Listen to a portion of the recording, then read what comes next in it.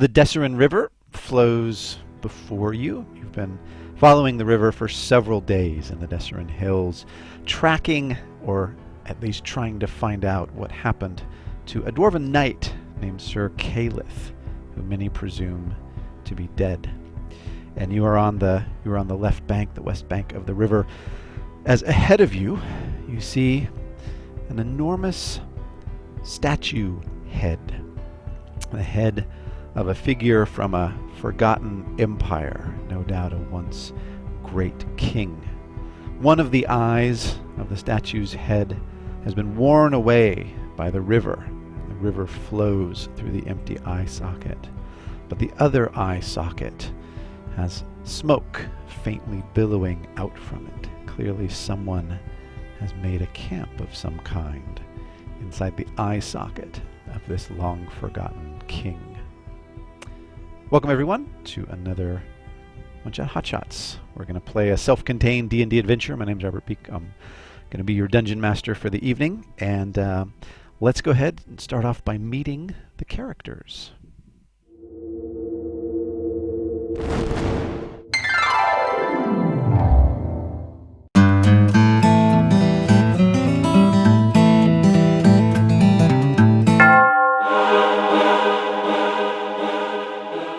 I say, is there anyone here? Yeah, I feel well done.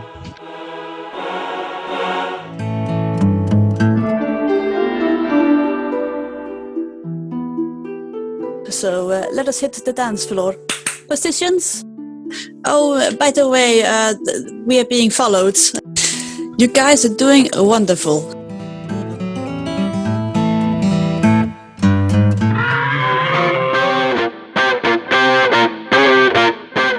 Nobody bites my drinking buddy.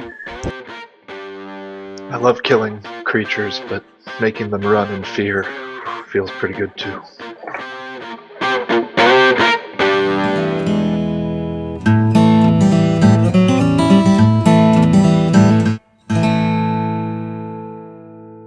Okay, we're back. Shall we play some D&D? Yes, sir. Yes. Might as well. All right. So several days earlier, back in the comfy confines of Waterdeep, you were approached by a representative of the Lord's Alliance. Apparently, a dwarven knight by the name of Sir Calith was taking a magical treaty between Waterdeep and Mirabar up to Mirabar, and he disappeared. He was supposed to check in at Tribor, but unfortunately he never did. So you guys have been sent in to try and figure out what happened to this guy, and more importantly, to recover the magical treaty. The treaty has been magically signed by representatives in Mirabar, and now magically countersigned by representatives in Waterdeep.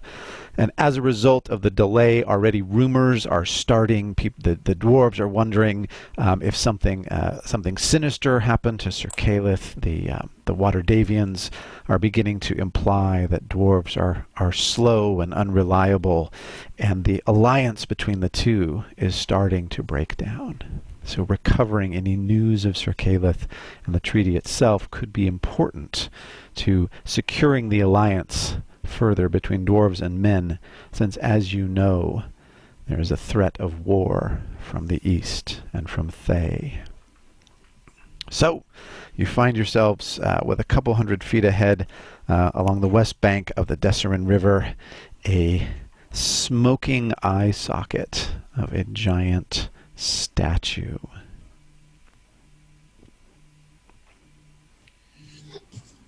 I must say, I'm rather intrigued at the idea of a magical treaty. I've only begun to delve into these constructs of legal binding things. What are they called? Contracts? But to have one magically bound, that's very interesting to me. Mm. There is power in such a contract, indeed. And this might be a very sensitive contract, so I can imagine there are some people who would may try to interfere with this deal. Well, as I hope that this is probably not just a find and rescue. Maybe not a lot of nefarious plots, I'm hoping, but just in case, at least we brought Erki. There's always people who want war.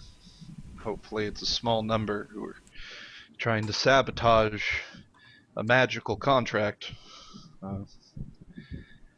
Not the most exciting part of the job, but it'd be nice stopping who's resisting us from stopping them from stopping the Alliance.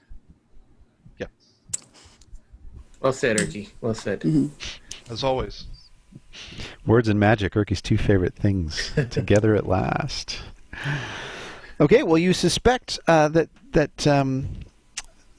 several days before, you were in the town of Westbridge, and a farmer boy found a gauntlet along the banks of the Desserin River, a gauntlet no doubt belonging to Sir Calith.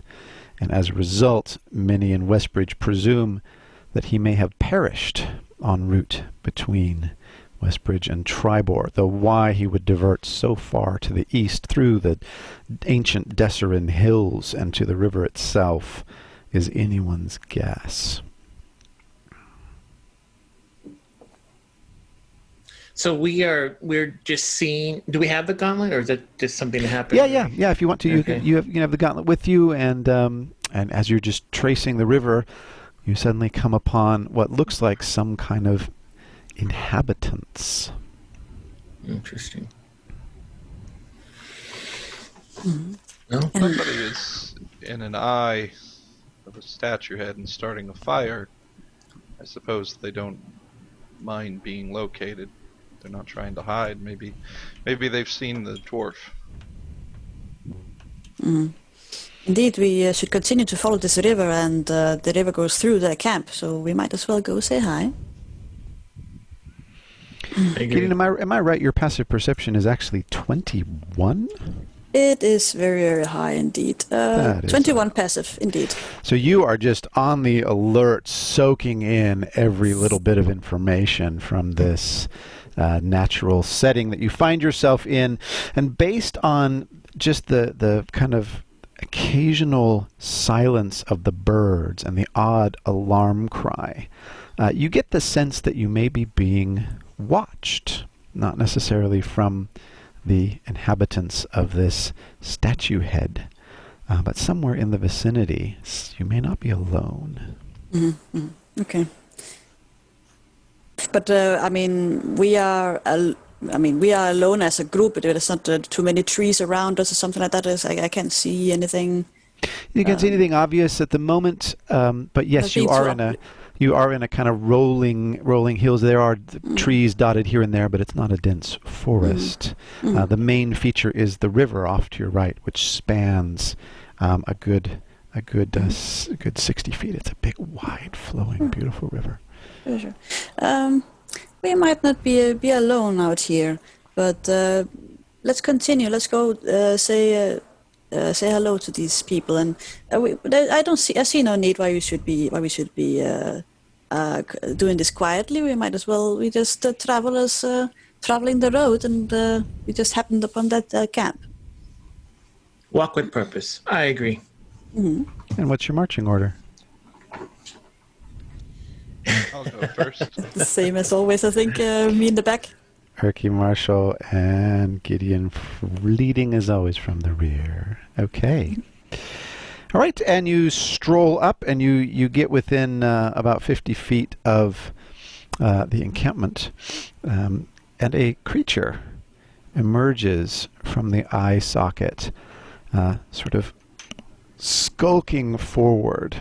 A tall creature about 10 feet tall, with green skin and incredibly long limbs. You notice the limbs continue off into long claws, matted black hair, a kind of canine-like face, but hairless, and long pointed teeth. It is a troll. And in the troll's right eye is set a monocle through which the creature peers. And perched in the troll's right hand between these incredibly long claws is a china teacup. Oh, hello. Fancy finding people here. What brings you to this part of the river? Good day, sir. It's nice to meet you. My name is Gideon Kingsley, and these are my compatriots, Marshall Vicker and Erki. Nice to meet you. Oh, I see. Well, you haven't gotten here on your looks, by the look of it, but on your feet. Excellent. And lovely stroll by the river. Is that the idea? That sort of thing? Well, actually, we might be looking for someone. Someone, I don't know if you might have seen a knight across the road? On the road? We might have seen a knight. Why don't you come in for a cup of tea and we'll talk about it? He smiles and his long white teeth flash in the reflected light of the river. I'm in. Cam? Why is this troll so fancy?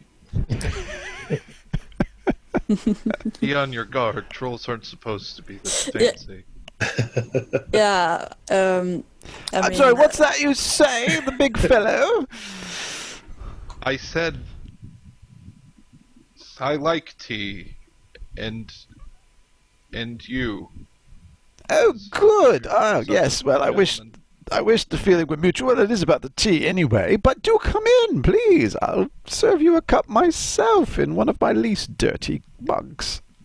Very, very kind of you, sir. I should rather like a cup of tea at this time. Excellent, excellent. Come in, come in, come in, come in, come in. And he beckons all of you in through the enormous eye socket of I'll this walk in right away. ancient king. All Yeah. right, Marshall. In through the door you go. The kind of cavernous eye socket has been settled by a family. The main troll in question, who's invited you in.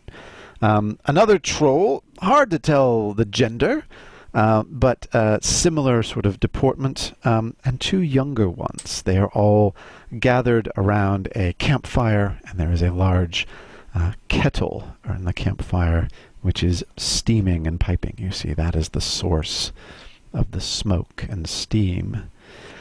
Around the place there's a bookshelf with various books.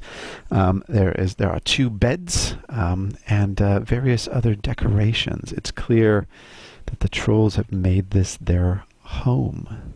Please sit here. No, here you go. He hands you some stools that are slightly too large for you, except perhaps Erki, but nonetheless sittable, honorable. Thank you most kindly for your hospitality. I didn't quite catch your names. Oh, yes. Morok here. This is my wife, Celindi. And these are the two little ones, Bubo and Lubo. We expect great things of them one day, don't we, boys? They look up sullenly and silently at you and the others. Well, with Bubo and Lubo, I'm sure that's a family name. That's a name that's destined for great importance. Yes, well, I thought so. Certainly a bit more of a ring to it than Mars Hall. But that's beside the point. I'm sure you all have good intentions. You look like the sort of people that have good intentions, if not so many brains. Tell me, who was it you were looking for again? A knight, was it? Indeed, the knights. You wouldn't have happened to see one? I think Did we more than see night, one? sir? A knight? Did we see one, Celindi? Bubo? Lubo? Did we see a knight? We might have seen a knight. We could have seen a knight. It's possible. We see all kinds of things on the river here, you know. Please, tea, everyone. He holds out a crude platter made from some kind of bone. Some kind of bone of a large animal has been carved into a crude sort of plate. And the bone china also is literally china made from carved bones. Please. It would be rude not to take a cup. Not that you know much about manners, but please, go ahead. Enjoy yourselves at my expense. Go on. Marshall definitely just takes a cup. Says, "Oh, thank you, sir. Thank you," and smells it. What's it smell like? It smells like bark and moss, and there's a little kind of muddy aftertaste to it, afterglow in the nose there. I say, is this tea grown locally? Try it. See what you think. I'll be curious your impression. It's something new we're trying here. All right, Marshall will sip it, and he'll kind of glance at Gideon, and I want to take like the tiniest of like just letting my tongue touch the tea. Barely touch the thing with your bare tongue. Okay, and as you do, it's bitter. It basically tastes like they took some river water and heated it up. So, what do you think? It's definitely full-bodied, and I rather enjoyed it. Thank you, sir. For quite manners you have here. Yes, well, I thought you probably didn't have any sense of taste or any real discernment. It is river water, but, you know, can't expect everyone to know as much about tea as Celindy and I do here anyway. What about you, big fellow? You seem to be the sort of type to let others do the talking for you, is that right? Cat got your tongue. Trying to figure out whether or not I'm angry at all the insults you're hurling at me and my friends. Insults? My goodness, no. Did you realize those were insults? That's really good of you. That's very clever indeed. Oh my, he's better than I thought he was going to be, isn't he? So then he sort of titters a little chuckle and suppresses it. Well, here we all are. Isn't this nice? Isn't this lovely? Cozy around the fire. Of course, I'm paying for all the wood and all the upkeep and all the tea and hosting you here at my own expense. But why not? Why not? I like to, you know, give a little something back to the little people from time to time. Tell me more about this knight, too. Tell me. What do you know about this knight you're looking for? It sounds like a very silly little errand. Well, you've been a most gracious host indeed. Yeah, I hope you don't. Wouldn't bother you with a few questions. This knight that we're looking for is. He came from the north, from Mirabar. But he was not supposed to be following this trail, and we were wondering, we might have gotten some clues that he should perhaps be somewhere in the area. We were wondering, and we were just following the river, and we happened upon your lovely abode. I see. Okay. So it's just random chance that you're here. You're not here on a sort of troll hunting mission or anything like that, are you? No, absolutely not. We wouldn't want to show, not being thankful for your hospitality. No, you wouldn't want to appear to be ungracious, that's for sure, even though you are. Little gits. But, all that said, it's nice to have company, isn't it? Boobo and Lubo, are you learning a lot? Are you learning a lot from these three? Yeah, I thought you would. So, Mirabar, tell me all about Mirabar. What's it like? Well, actually, excuse me. I mean, I am rather reversed in etiquette, so I am curious. Have we caused you offense? Have we done something wrong? Please tell us. Offense? No.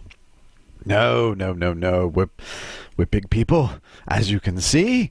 We're not easily offended by the small minds, the petty politics, the silly religious views of others. What deity is that, by the way, that you worship, Father? Well, thank you for asking. I am a member of the Church of Osiris. Isn't that nice? And what does Osiris do when Osiris is home? Osiris is very much what I would like to call the keeper of the gate between life and death. And he tries to maintain the balance and let those who should go through the gate pass through without incident. And you believe all that, don't you? I believe it, yes. The bottom of your heart, don't you? Completely I bought in. Sir, I could ask, what is it that you believe in? Who do you, in this lovely home, pay patronage to? Oh, we don't believe the gods are real here. I mean, honestly, it would create far too much, far too much silliness and running about for no reason. I see.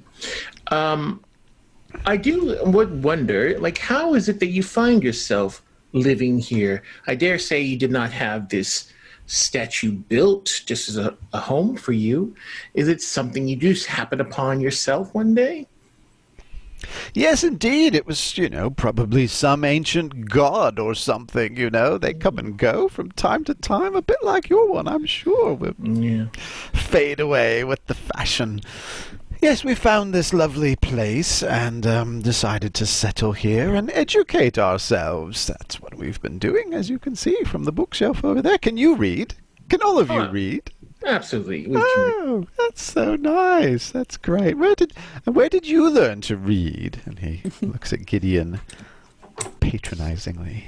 Mm-hmm. Well, while this talk is going on, Gideon is keenly aware that we are answering all his questions, but he hasn't answered our question yet. So he's just scanning the area just to see if he can find any clue for the people has been here. If the looks, clues for the night, if you can see anything. Yeah. Okay. You have a very high passive, but you're actively looking. So go ahead and give me a wisdom perception check. Meanwhile, how's Erki doing with all of this talkity talk?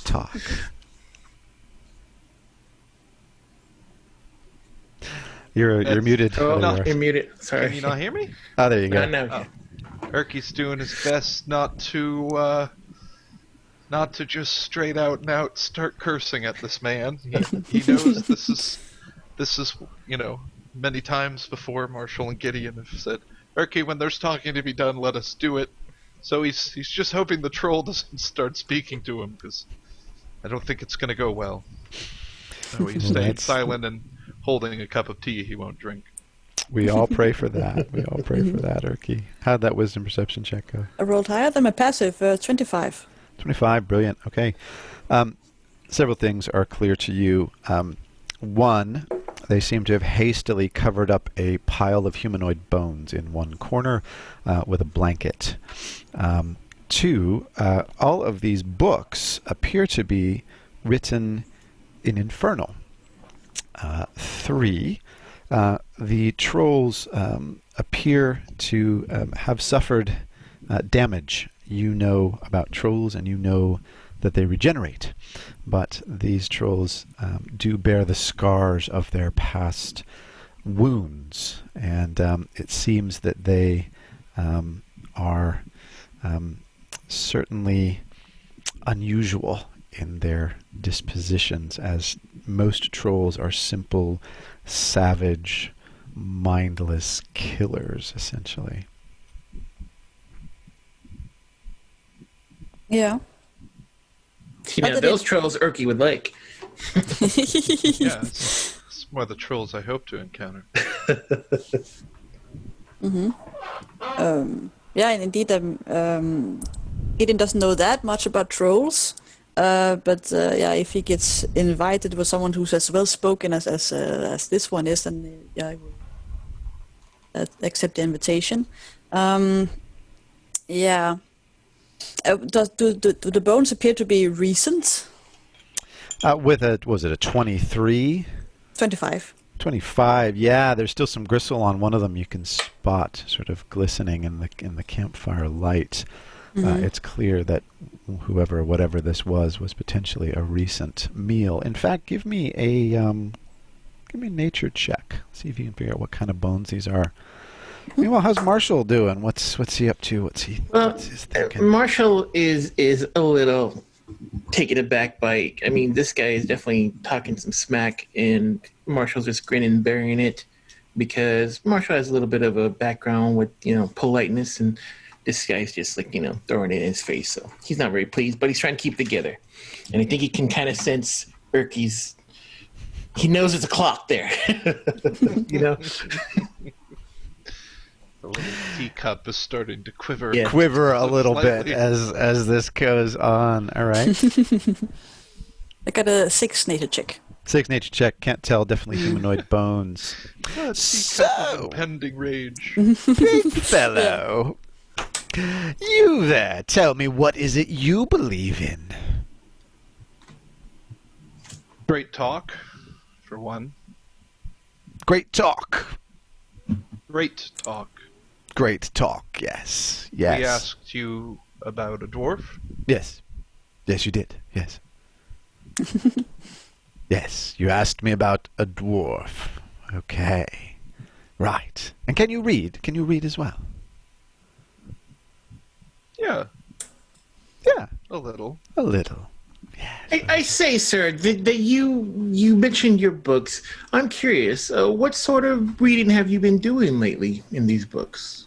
Any? Oh, you probably wouldn't actually understand it because you know how to read. But I doubt you know how to read these books. Here, have a look. He pulls a leather-bound tome off the shelf and opens it up. And I believe neither of you speak Infernal, do you? No. No, it is a bizarre scroll with incredible curlicues and long calligraphic stems flying everywhere. Can you read that? Big fellow? Religious fanatic? No? Yes? No? No, I didn't think so. Can you read it, sir? I could read this, yes. I could read this if I wanted to, but you probably wouldn't want me to do that. So who is your deity that you sort of fawn about there, big guy? Excuse me, gentlemen. This has been a most pleasant and pleasant conversation. But I was thinking, perhaps you would. Do you enjoy music? I do enjoy music, though I suspect, based on what I know about you so far, that anything you would play for me would sound like two cats dying inside a barrel. Mm-hmm. Oh, well, I do beg to differ, and allow me to prove you otherwise. Perhaps you will hear something that you'd like. You beg to differ. That's adorable. You're going to beg for a lot of things before the day is done. Big guy, I notice your glass. It's sort of clinking there. Are you cold? Would you like to come closer to the fire? I am over these games, troll. I'm over your insults. I'm over you stalling. If you're going to insult someone, by the way, you say a fact. For example, the best you can do for your family is living in the head of a statue. The best you can do for your guests is hot river water, and your children are uglier than me. Fantastic. And with that, everyone can just roll for initiative. Beautiful. Don't mind if I do. Oh man! I can just imagine like Erki like rising up, and he said enough of it. Yeah. All right, it's on. Gently Please get it back. put the tea down, though. Yeah, put the cup down. Put the cup down gently, obviously. But I was going to say you held on to it, so when you declared rage, you actually had the cup of tea in your hand. Yes. yes, that's right. That's right. Your signature rage sip. Dang, that was dude. No offense, but that's probably the most vicious mockery I've heard in this session. Yeah. No offense to the bard. Well, they are trolls. They are trolls. Yeah. Well, it takes Erki a while to have an insult, so he took the time to sit there and prepare it. You did well. You did well. It You did, very it did, well. indeed. You did Impressed. well. You gotta fight to. You gotta fight for what you believe in here. Okay, what do we got? 12. 12 from Marshall. Erki got a 14. 14 for Erki. 15 for Gideon. And 15 for Gideon. Oh, we're going in a row. All right. And so we've got Gideon. So we've got the big guy, Marlik, going up first. And then Gideon, Erki, and Marshall. And his wife, Celindy, and the kids. taking in the rear. ACs, just want to make sure I've got them right, are... Gideon is at... I know Erki's at 15. Marshall, you're up around 17 these days? 17, yeah. And Gideon... 14. 14. Nice and squishy. Great. Okay. Lovely. Yeah, that was beautiful. All right. The big guy turns to Erki and just gives a broad, toothy smile. I was hoping you'd say something like that. And he comes straight for you. He attempts to first bite you and then maul you with his claws. So the bite doesn't go as well for him with a 13, but his 2 claw attacks go a lot better. So that's 2 hits with the claw.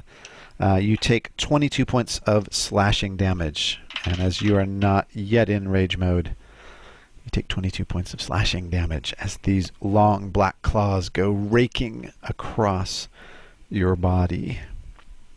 Gideon, you're up. You're in a small confined space. Pretty much everyone's practically in melee range except the kids that are back at the back of the eye sockets. Mm-hmm.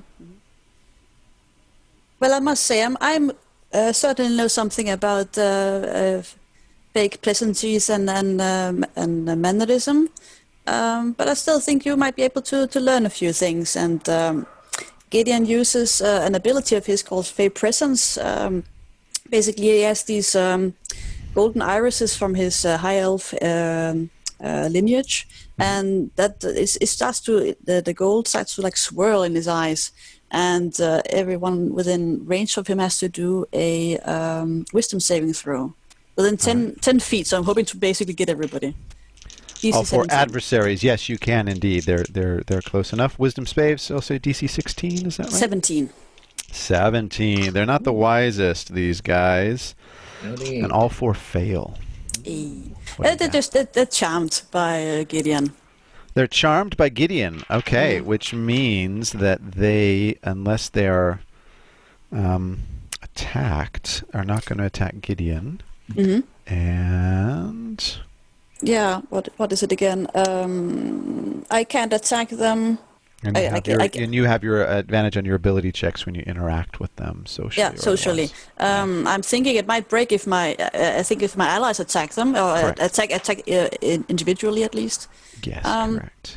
So that was my action. As for my bonus action, this fey presence of Gideon, it looks like it's totally in overdrive. His eyes start, they're still like swirling, and there's like just this fey presence, this magic aura around him. And he turns towards the biggest and baddest of all the trolls, Yes. and he says, "Grovel before me," and he casts command as a bonus action. Another wisdom save. He automatically fails if he's charmed. That's the good thing about it. Beautiful. Stacking them up. Wow. Yeah. All right, and so that's on his gonna turn, happen on yes. his turn. He is going to use his action to grovel at your feet. So you see him beginning to bow down against his better judgment. Erki, you are up. You have been attacked by this guy, and you notice that Gideon seems to be holding some kind of otherworldly sway over them at the moment.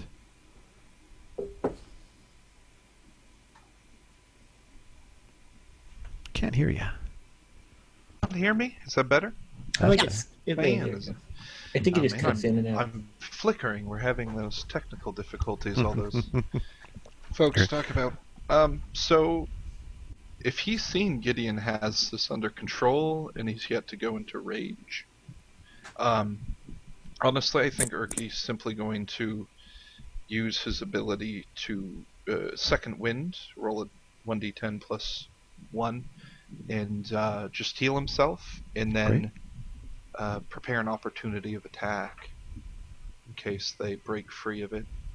Okay, so you're gonna defer your action, or yeah. So okay. three HP to Erki.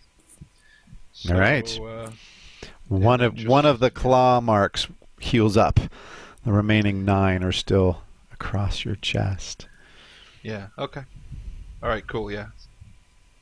Okay, and you're going to ready an action so that if they kind of snap out of it and attempt to attack you or any of your compatriots, you're going to come after them. Yeah. Beautiful. Marshall, you're up. Did I see if the children were attacking, or were they just retreating back, or? The children are back against the wall. They are silent. They are kind of watching the whole situation. They definitely don't seem to have liked being called ugly. But they are indeed just that.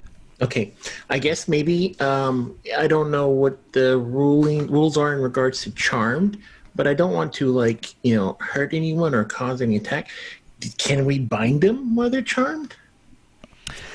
You can do whatever you want. In terms of the rules, that's probably going to be considered a hostile action rather than a friendly one, unless you can find a way to convince them that having ropes tied around them is a friendly gesture. They're basically charmed by me. They see me as a friendly acquaintance, but not you. They're not necessarily going to respond in a positive manner to you guys. Gotcha. I see bones under that blanket. Yeah. I'll go look at the bones and see if I can figure anything out about that. Investigate, I guess, while we have the opportunity. Okay, so you're going to kind of wheel around and have a look at the bones.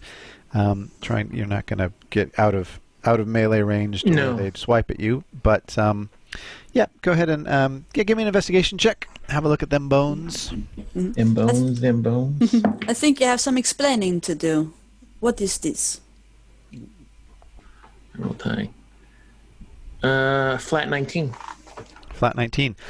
These are humanoid bones. Some of them look goblinoid in nature, but large. You suspect with a 19 that these are the bones of bugbears. These look like they were large creature bones. Bugbears, possibly. You wouldn't have to be chewing on a knight recently, did you? Lindy is up next, his wife. And she says, please, gosh, no, only bugbears, I assure you. Now, what is it you're doing to my husband? Honestly, you come in here, we invite you in, you start and then you proceed to attack us. You look like you was about to take a chuck under us. Well, you started it, didn't you? Honestly, here we were inviting you in, serving you tea, and your manners just flew right out the window. You're going to attract trouble, you know. You're going to attract trouble. Talk about manners, but it's awful cold in here. And Erki just starts grabbing books off the library shelves and throwing them into the fire, one by one, staring her right in the eye. All right. And shucking books. And with this, as the books go into the fire, the books themselves ignite into purples and blues and greens. It's clear that these are magical tomes, perhaps even cursed tomes. Meanwhile, the grovel takes effect. So the husband goes down before Gideon. And as he does, you hear a commotion from outside the cave. It is whoever or whatever was watching you now realize has taken this opportunity to try to throw into the fray to their advantage. There are 4 bugbears standing outside the mouth of the cave, and they rush into the eye socket cave and rush into turn order. Morik cannot do anything on his turn other than grovel. Is this correct? True, but as action. Yeah. As his action. Okay, Gideon, you are up next. The bugbears are going to go at the end of this round. Mm-hmm. The caved mouth is now closed off. Yeah. By the 4 of them. Yeah. So they haven't entered the hovel yet. Not yet. No. They're just at the mouth. Yeah. Do they look aggressive? Are they going to attack everybody who's in here, or what are they doing? Yeah, well, they carry large spiked clubs, Again, they have these kind of hairy canine faces and sharp teeth, and they also have very long limbs. So despite being very large, they're also quite limber and fast.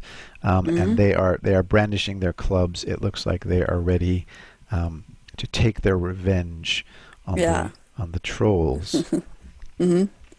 Looks like combat is imminent.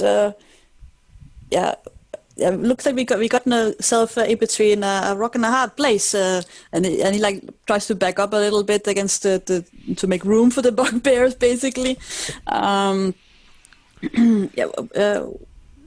He's gonna try to address the newcomers. What is this? What are you doing here? It's time to rid ourselves of these trolls. Well, be my guest. And then I guess he turns towards the troll again, and once again says, "You keep doing that. Grovel." Okay.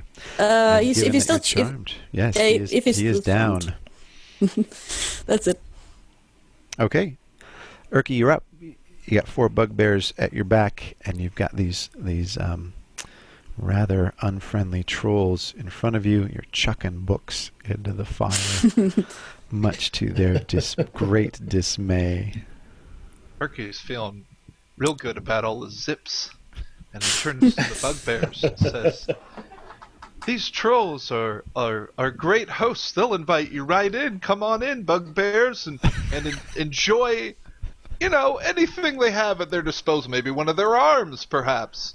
It's all you. We're guests as well. So please, by all means." And he keeps throwing these. Ooh, a purple one.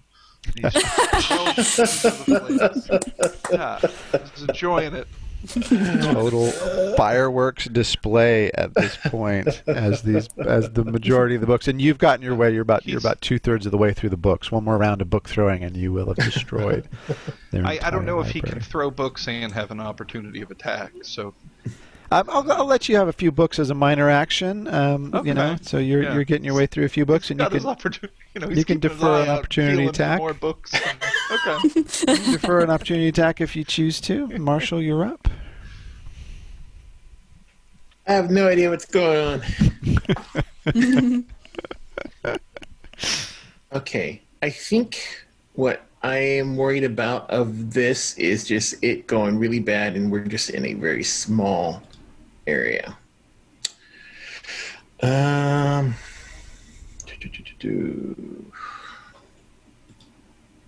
think what I'm going to do is just in case anything else happens, I'm going to bless the party.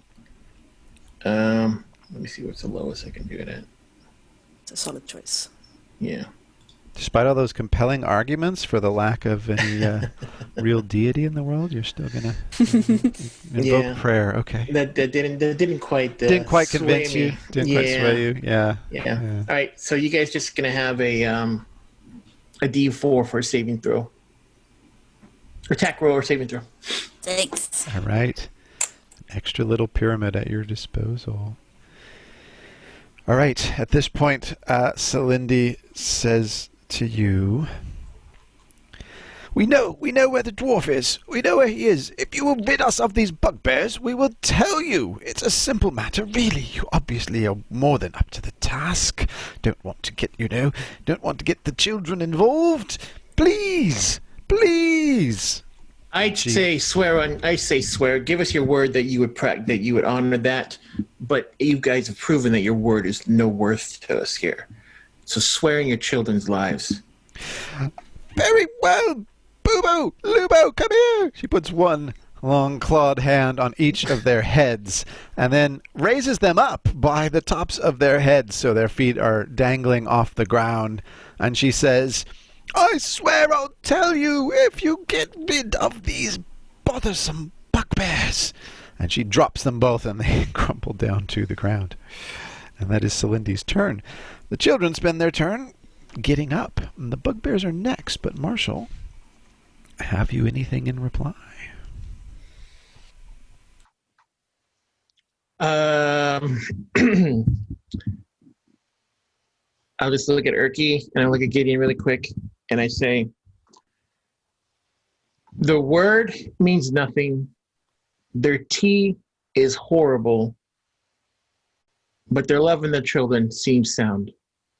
If we were to complete our task, I am not fond of bugbears in particular, so I think that would be our best recourse to honor this. Hey, we asked the bugbears if they've seen the dwarf. Go from there. Fair enough. Diplomacy is always from Erki. All right. The bugbears rush in, and having heard and seen Celindy swearing on their children's lives to tell you about the dwarf, the leader, the big guy out front, rushes forward, and they begin attacking you, Marshall, the one who is parlayed with the troll. They're on the side of the troll. Take them down. We have got 4 huge spiked clubs, 4 morning stars coming down, crashing down upon you. The first 2, one's going to miss and one is going to hit. So the first morning star, the one from the big guy, comes crashing down on your armor. You take 11 points of piercing damage as the spikes come through. And the others also fail. Fortunately, your armor repels them, and you only feel sort of bruised and battered about as these creatures come clanging down upon you with their clubs. But some of the spikes did get through, and that didn't feel too nice. I had my shield up, and he blocked it with the shield, and one got on the side. And one just got on you. If it's hard to take 4 at once. Yeah. All right, the husband continues to grovel. Oh, please spare our lives, please spare our lives, please. Oh, God, please spare our lives. I'm so sorry. Oh, please, I'm terribly sorry. And Gideon, you are up. Gideon enjoyed that. People groveling to him. Yeah, what will he do? Well, that changes things. Looks like we're getting into a fight.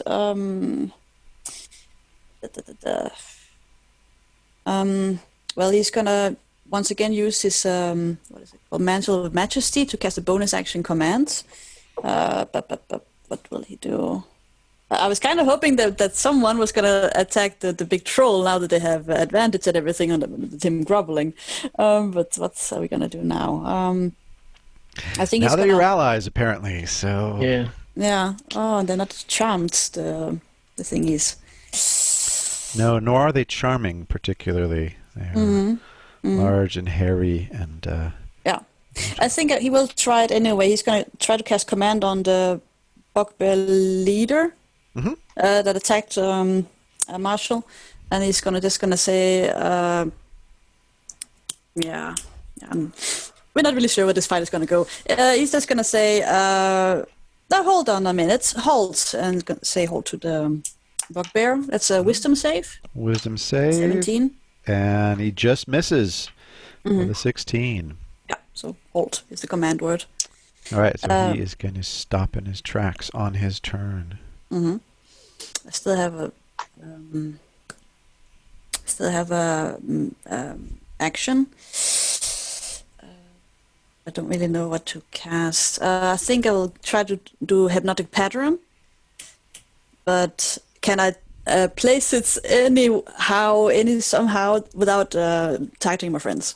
Because they would be affected as well. It's a very, very small space. It's going to be difficult. Yeah. Marshall's off inspecting the bones. The kids are over here. You know, Erki's throwing books into the fire. It's a family affair at this point. Everybody's in the rumble. It's going to be difficult for any AoE to not affect your pals and your new allies, your new buddies who are so charming. Sure. Yeah, I'll just cast Vicious Mockery. I'm going to cast it on the female troll. All right, so Lindy, she's going to say, you make most horrible tea. Wouldn't touch it with a 10-foot pole. Oh, for someone with a bad British accent, that is a vicious mock right there. Let me tell you, I know this firsthand. Okay, her whiz save. Ooh, nat 20'd it. Okay, yeah, no, nothing happens. Nat 20'd it. You wouldn't know tea if it bit you in the foot. Or something like that. Okay, Erki. You are up. I am still blessed, but it doesn't matter. Sorry. Just burn putting it out there. books that- Yes, you are, Randy. You are so blessed. You were blessed with me as a DM, and you were blessed with two fine fellow players. Erki. Erki is, well, you know, Yes. rage. Yes, Yeah. and he's got a few more books to burn. He'll get back to that later. Yeah. I suppose it's owlbear time. Bugbear, in fact, yes. Bugbear, actually. So we'll throw a couple axes at the not the one that Gideon told to hold. Yes, not the big chief guy, but there's 3 others that are mobbing Marshall at the moment. He's repelling them with his shield. I'll try to get in between that Mm-hmm. and swing a big old stinky 27. Oof. For 9 plus 17 damage. All right, that is gonna land true. Okay, and this guy with that is bloodied. You got a bloody bugbear on your hand. Let's swing it again. By the way, these are armor class 16, so anything above 16 or above is gonna hit All right. them. That's an unnatural 20 All right. for 13 damage. And that is enough. How do you take out the first bugbear minion? I kick him into those purple-green flames over there. All right, just See boom. what happens. Turn him around, and in he goes, face down into the flames. And the whole place now fills up with the lovely smell of burning bugbear fur.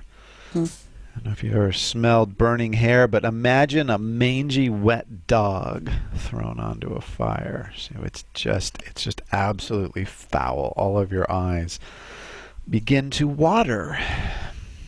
If this is what they ate, idea. does this mean like it smells good to them? It's like Yes, going to a does. barbecue. It does. The children actually begin licking their lips. Creepy. Super creepy. Anything else for Erki? No. No? He's, One down, 3 to go. Roasting couldn't think bugbear. of a quip in time. So he's You know, just that trying one to he kill did, the I think, is bugbear. that could probably Yeah, just he's- last the day. Yeah, Just keep yeah. milking that one. He's really tired after all that. That was exhausting. Yeah, one level of intellectual exhaustion from that. You need some power gel to recover. That's right. Nice to Gatorade. Okay, Marshall, you are up. Okay. Well, did not like getting hit like that, but I see that things are getting a little more resolved. So I'm going to just let's see here. Ba-ba-ba-ba-bum. I think for the one that is not the lead guy, because Erki took one out and there's still 2 left, correct?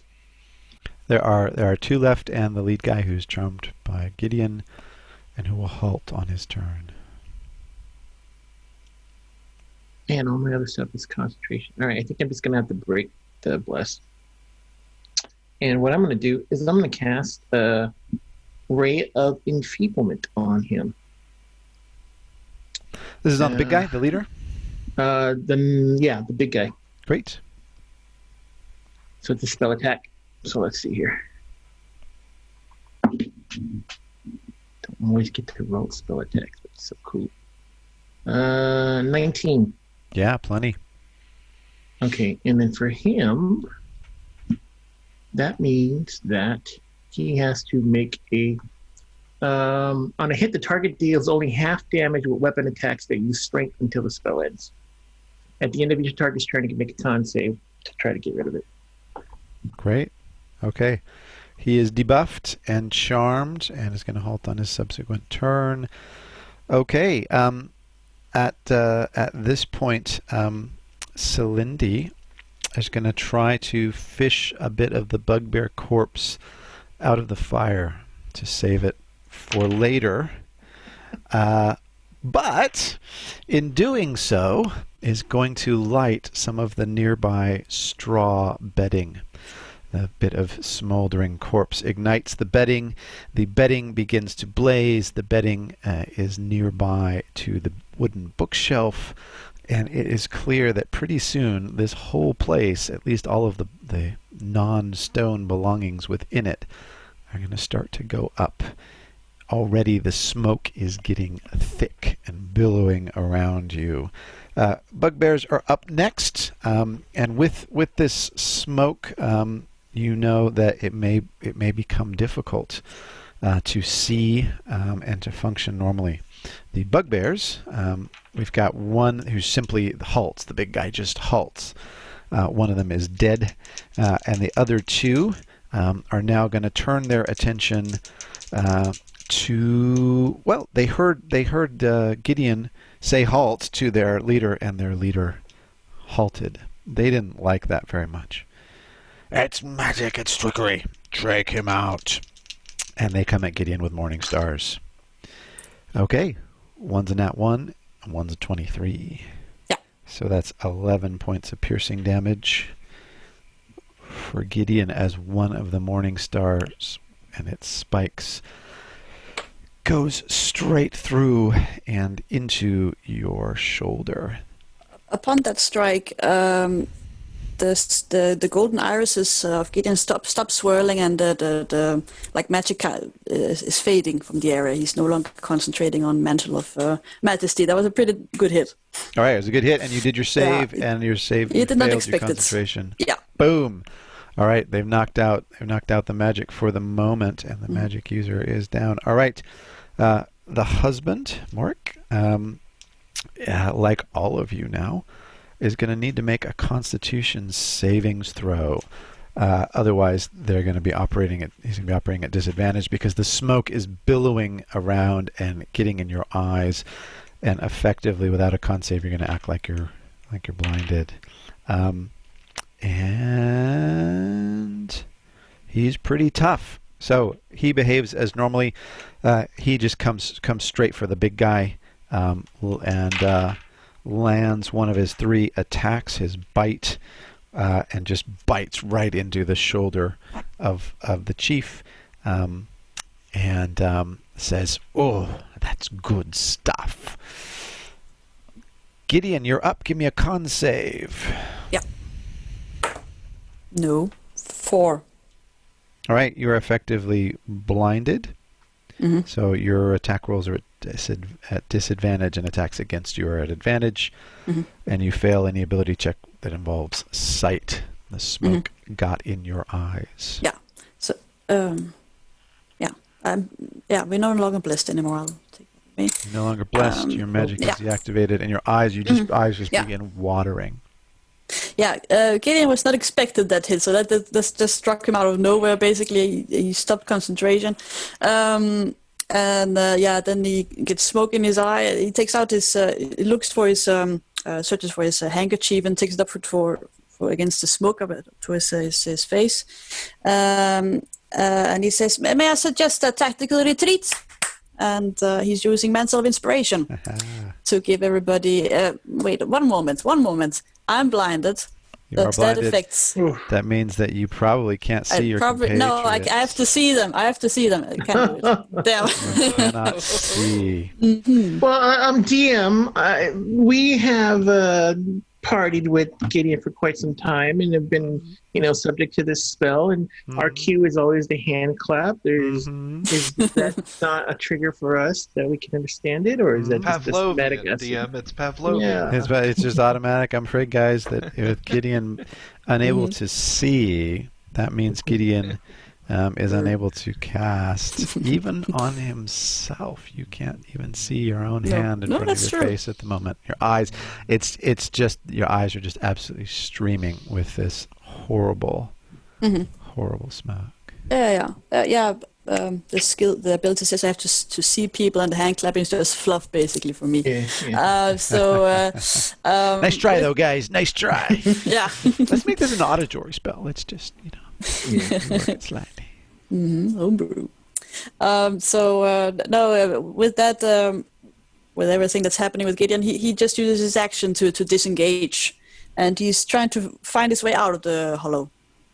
Okay, action to disengage, and you're going to try and find your way out of there. you are going to have to use your other senses to find your way out of the cave. You do know automatically kind of what the exit is, but it's going to be you're going to kind of feeling your way along the wall and that kind of thing. So you're moving fairly slowly, and give me what would this be? Give me a perception check at disadvantage as you're using your other senses, like hearing and feeling in a difficult combat situation. Net 19. That 19 is going to be enough, and you manage to make your way out, mostly following the billowing direction of the smoke as it's leaving the eye socket, and you manage to make your way to the socket itself, sort of pushing your way past the bugbears as they are slamming into you and your friends. Let us retreat. Turkey, please do your thing. And he's trying to inspire Erki with his bonus action. All right. Do your thing. And speaking of him, Erki, you are up next to do your thing. Well, I think first I have to roll that Constitution, right? Give me a Constitution savings throw. You have a D10 if you need it. And you got a D10 if you need it. Oh. I am absolutely going to need it. So I'm at a 9 right now. We'll make that a 15. Is that enough, or do I need to use that blessing, or can I use them both? There's no more bless. I had to break concentration. Oh, okay. Well, then I got a 15. 15 is just barely enough. You are definitely weeping, but you are able to see through the tears and fight through the tears and behave as though you are not blinded. Right. Erki feels like he can get the information. I mean, as much as he wants to be in an awesome, cool smoke fight, trying to get the hell out of here. So he's attempting to grab one of the children and drag him outside. It's going to be far easier to intimidate them and say, "Where's this damn dwarf?" Great. And he has a feeling the trolls are coming out anyway, so now he'll have one of their kids in his maw. Little bargaining chit there. Okay, great. So go ahead and give me your strength check or strength athletics contested by these children. Look strong. They look pretty tough. Strong little children. They're strong kids. But go ahead and give me your strength check. Yeah, they both got raised by their head. No problem. Yeah. Well, Good strong neck muscles right there. that's true. This is a 24 for Erki. 24 is not a problem, despite being large and hideous. You managed to grab Bubo, and you now can move him as you see fit. We're heading outside together, Bubo and I. I love a tea party that ends in child abduction. It's just The best ones always do. As they all should, really. Okay, because you've used your action to grab the kid, if you leave the party now, you are going to provoke opportunity attacks. Just so you know, that is going to happen. fine. That's right. And Use the kid as a shield.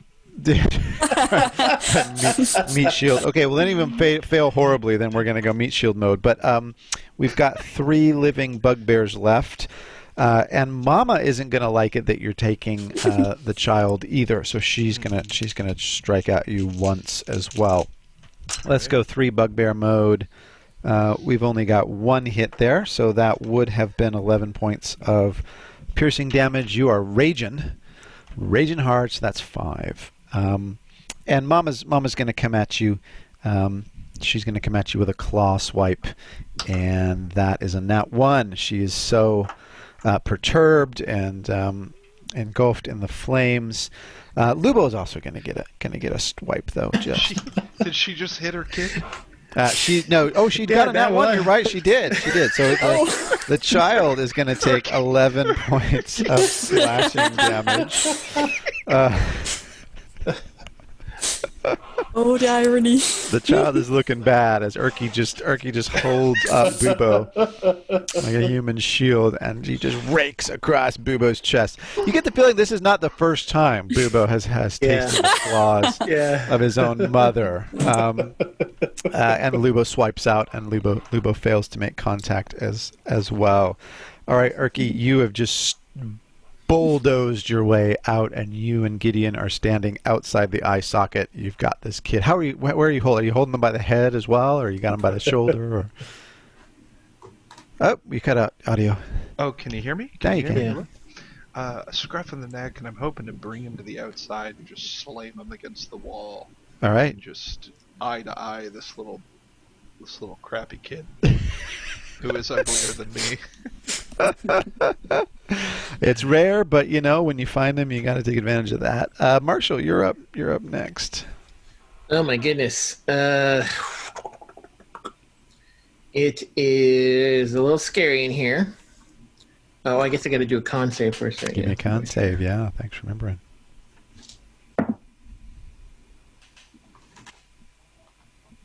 Constitution's pretty good. 16. 16 is going to be enough, and you Oh, sorry, it's 15. also are weeping, but able to fight through the tears, literally. Okay. Actually, my concern is the same as Erki. I want to do the same thing as Erki, but my concern is probably different. I want to protect the kid because I don't think the kid should get hurt in this. I don't necessarily want to, question the kid. So, All right, you're going to try and grab a Lubo. I'm going to try to grab the Lubo. Yeah. All right, go ahead and give me a strength check. Check.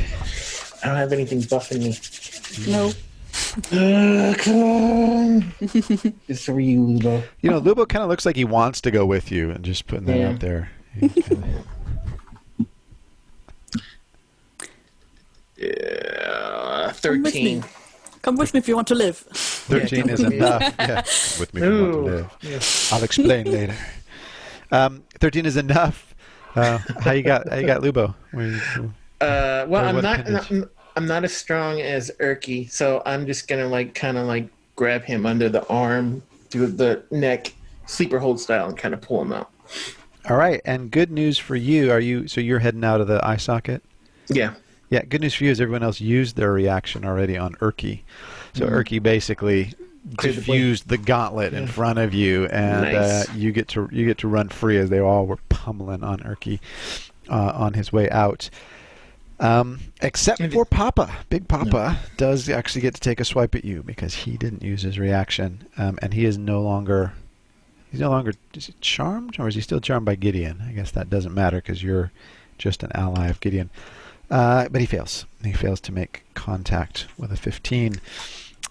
So the three of you are outside. I just say while he takes a hit at me, I'm trying to save your kid, you bint. How do I know that? All right. Okay, you hear general commotion inside. Celindy's raging. She's just going hard against these bugbear, and doing a pretty good job for herself. It sounds like you just hear cries and screams. "Take that, you fiend!" From inside, echoing. And the two kids are up next. They're going to try and break free with their actions. So again, Marshall and Erki, go ahead and give me that strength check, and they're going to do the same. So, Woof. That 4. is a 10. okay, so let's do Marshall's 4 first. Lubo breaks free, Marshall. He breaks free on his turn, and he runs. So he is now 30 feet down the river, headed south with the river to the left of you. And Erki, that's a 10. And no, Bubo is still firmly in your grasp. He rolled even worse than you did. So he's squirming, but you've got Bubo firmly held. Bugbears are just coming after trolls, just swinging hard, and they're able to connect with a couple of hits. But funny thing about trolls is they tend to regenerate as well. So the bugbears, are going to have a pretty tough fight without your help to try and get these trolls out. Your suspicion is that the trolls are going to overtake them at some point. Trolls be raging. A little more hits you. Another one of the bugbears cries out. Sounds like a kind of death cry. You hear a thud, and you hear more sizzling from inside, like the sound of crackling meat, and the fire just grows more and more intense. Gideon, you are up. Am I still blinded?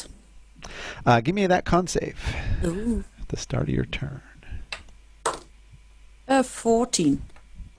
14. With a 14, the residual effects for this round are going to continue. It's just that your eyes are incredibly swollen and irritated. It's just like the worst case of allergies you can imagine, having bugbear hair smoke in your eyes like this. Yeah, I still have to.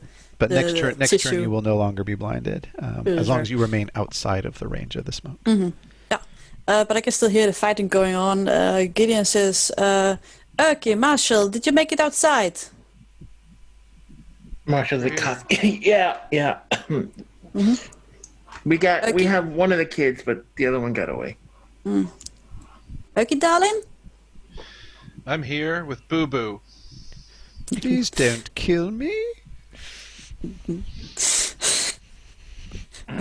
They had to surrounded the poor bastards, and he's trying to inspire Marshall. Basically. All right. So that's Really? a 10.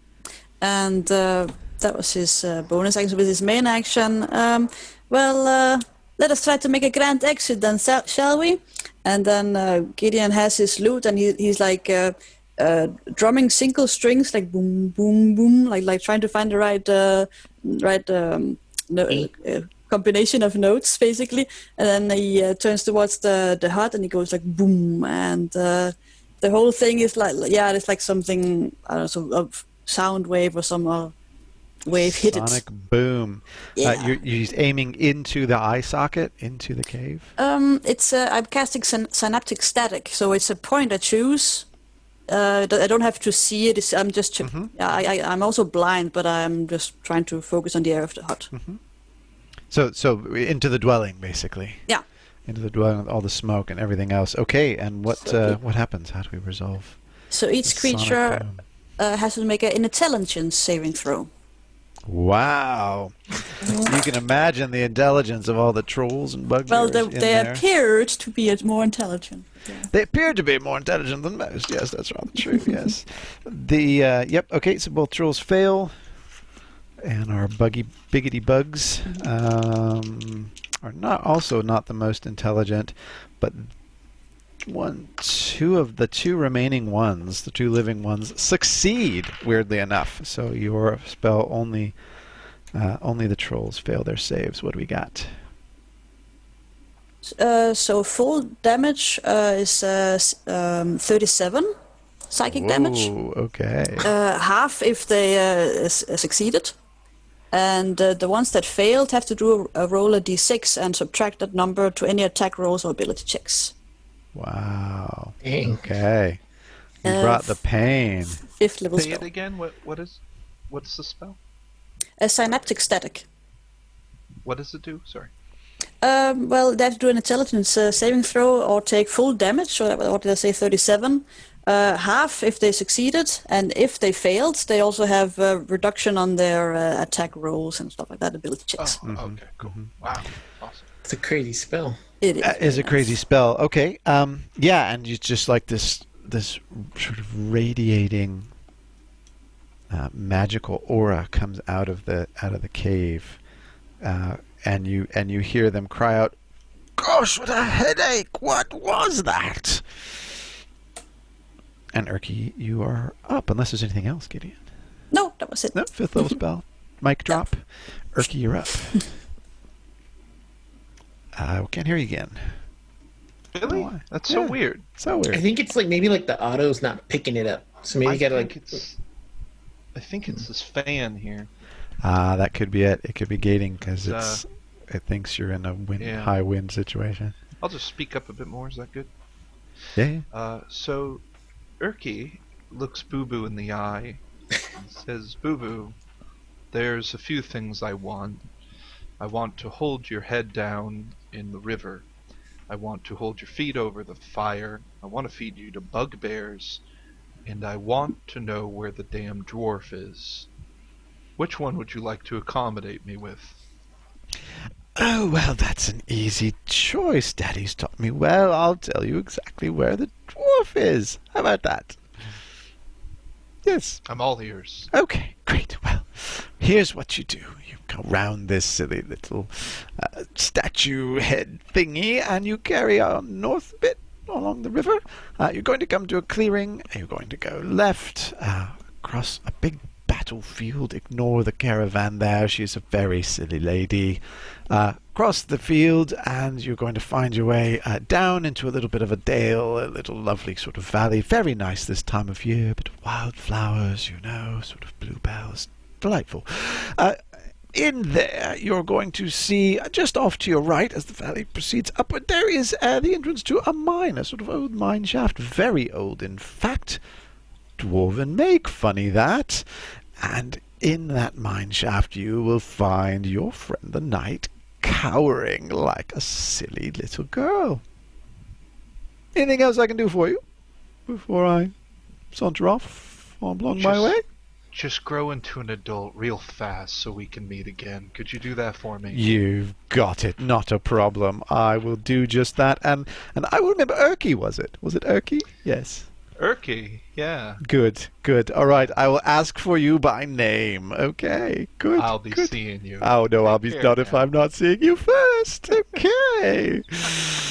All right. Does Erki let him go, or does Erki hang lets on? him run off. Lets Yeah. him run off, and he runs off after his twin brother Lubo. Okay. It truly is his father's son.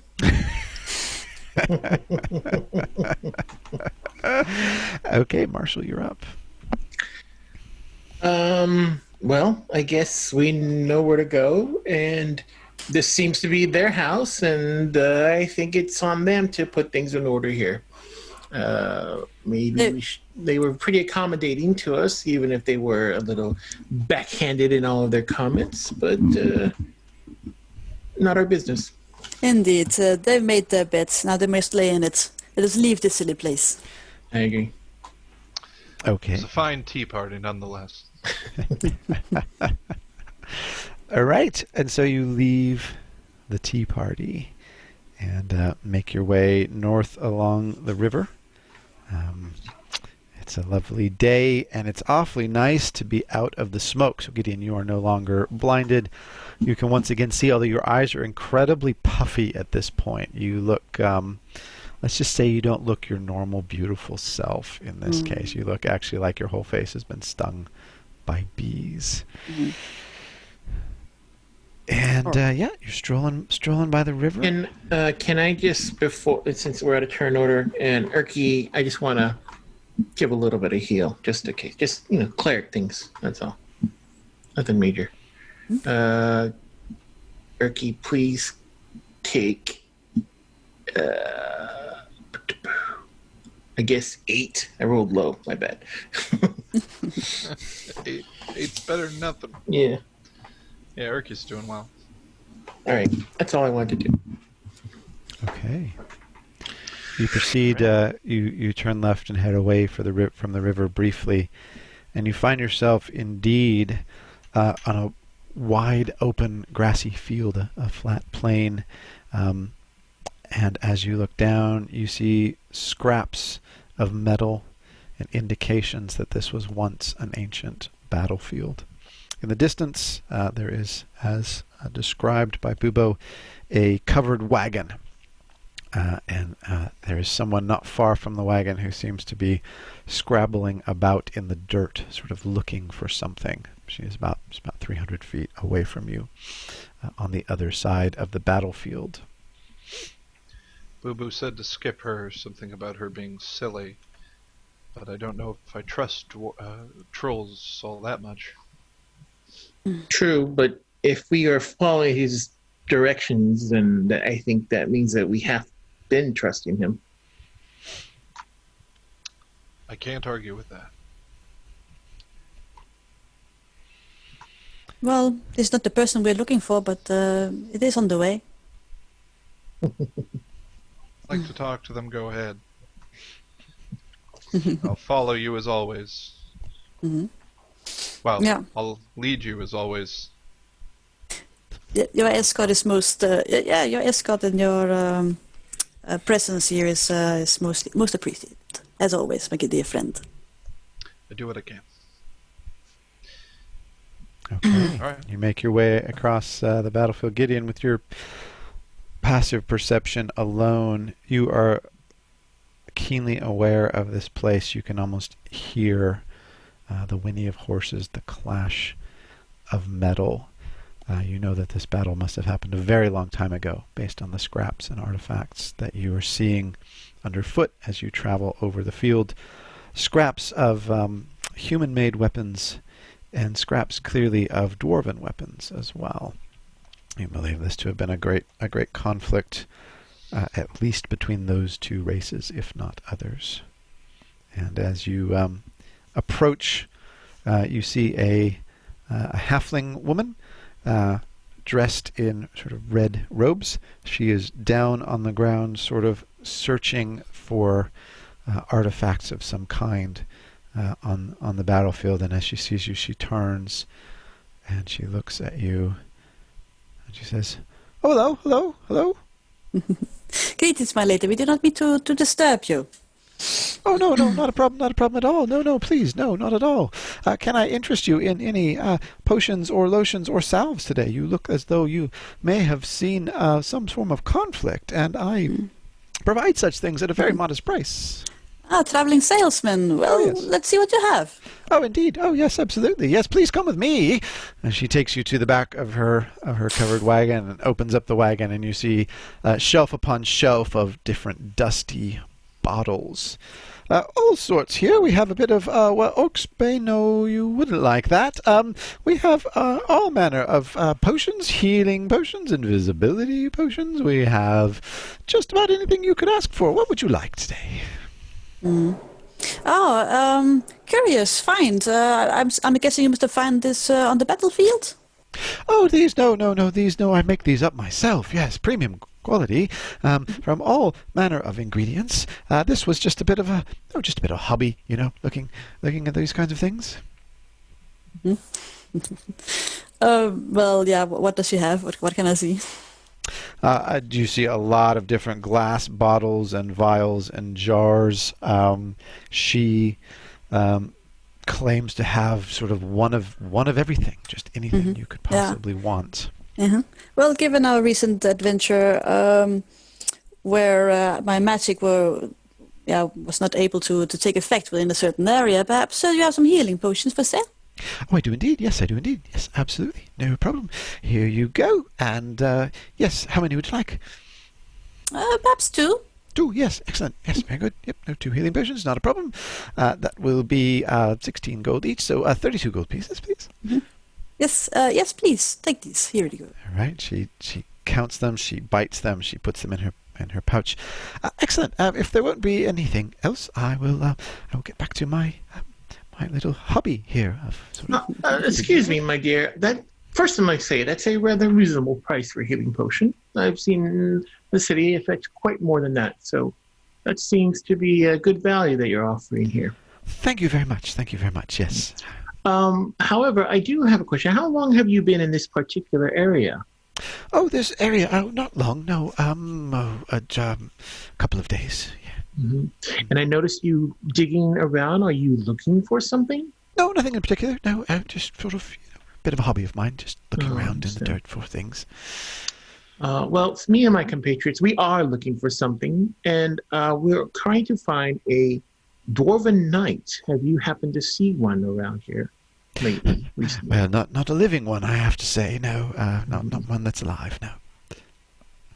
So you've seen dead ones? Well, bits and scraps and pieces of one, as it were. There's sort of, yeah.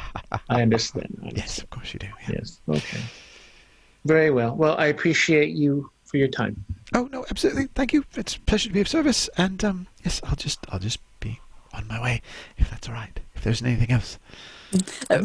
I think upon Marshall's comment of the price, again, he's not a businessman at all. I mean, more a people person. I didn't think to mistrust this woman, but upon his remark, he's just going to take a closer look at the potions.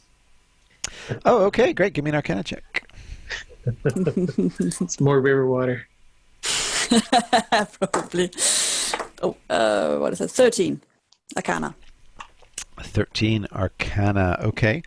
They're different than normal healing potions. Normal healing potions are sort of a faint reddish color with flecks of gold settling in it. This is more of a sort of brownish color, and you don't see the little golden flecks in it. Mm-hmm. Doesn't mean it's not a healing potion. It's just slightly different than the healing potions you're used to, certainly. Yeah. Can I ask you? Did you say you made these yourself? They seem to be of another composition than the normal healing potions. Oh yes, yes. This is how we make them in Yarta. You see, they're very particular. Their ingredients. It comes to the exact same effect, but the ingredients are less expensive, so therefore we can offer them at a better price. She smiles up at you and smiles at Marshall, and you can give me an insight check. Yes, please. 21. She's lying.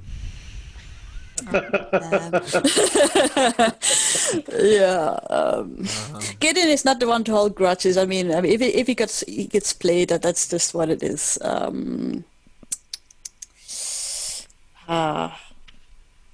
Yeah. Oh, how will he react? You notice at this point she seems to notice you being a little twitch or something, and she grabs her chest. She grabs sort of under her robe. It looks like there's some kind of medallion or piece of jewelry she's wearing around her neck, and she sort of clutches it close to her chest. And she looks at you. Yeah. Please, miss. If I may be honest, I'm not quite sure that these potions do what you say they do. Please understand that we mean you no ill. We merely would like to appreciate some more honesty. I see. So you're saying you don't believe me? I'm thinking these potions might not have the exact effects that I would expect them to do. I mean, everybody to eat his own. I mean, we all have to make a living and make a way in life the best way possible.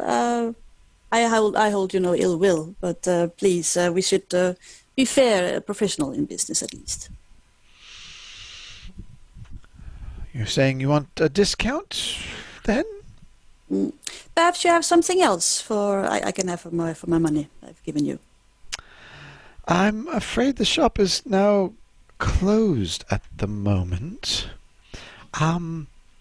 Perhaps you would like a refund if you're not completely satisfied with potions, and we can go our separate ways.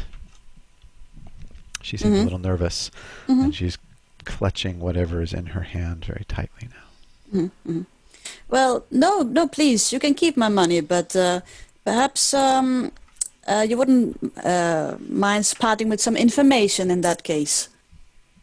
Perhaps you could tell me a little bit more about this place here. You've been here for you've been here pillaging. You've been here for a while, digging through these things. You must. Yeah, he says that, but suddenly changes his mind half sentence. Perhaps you could tell me a bit more about this. I mean, I believe there are some very important diplomatic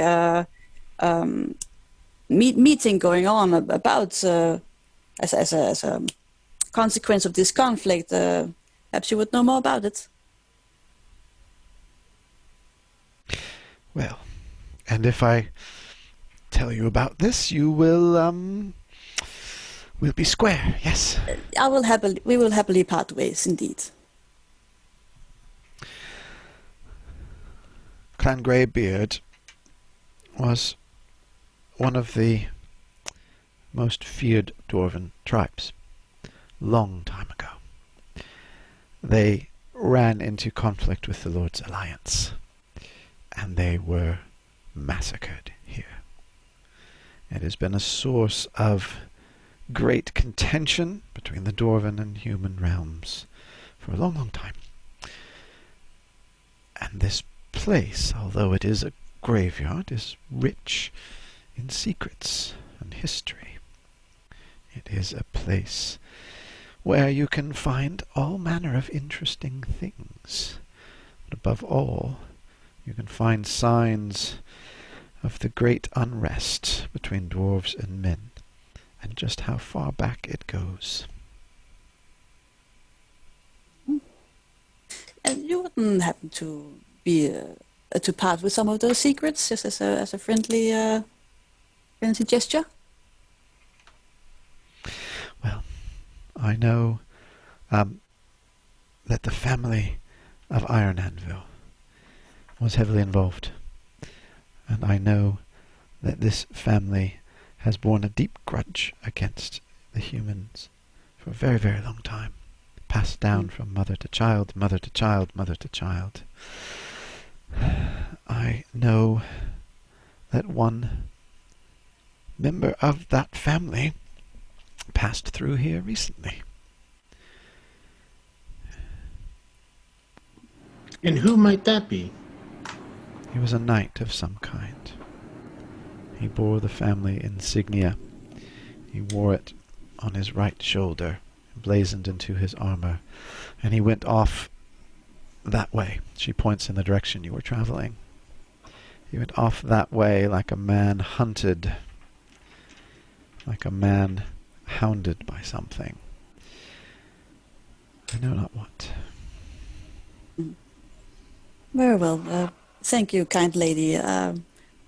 We shall be on our way before it gets later in the day. I wish you well.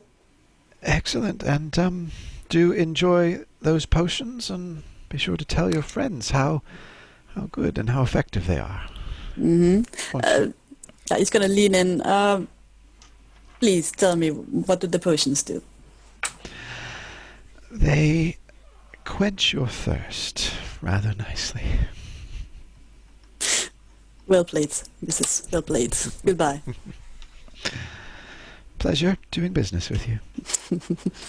And she waves you off on your way. Yeah. 32 gold, was it? 32 gold pieces down, but a bit of information up. Yeah. Sure. No loss. This river is making everyone quite despicable. I think this whole area is, it appears to be a great battlefield of old. Yeah. Well, let's make haste and find this dwarf and leave this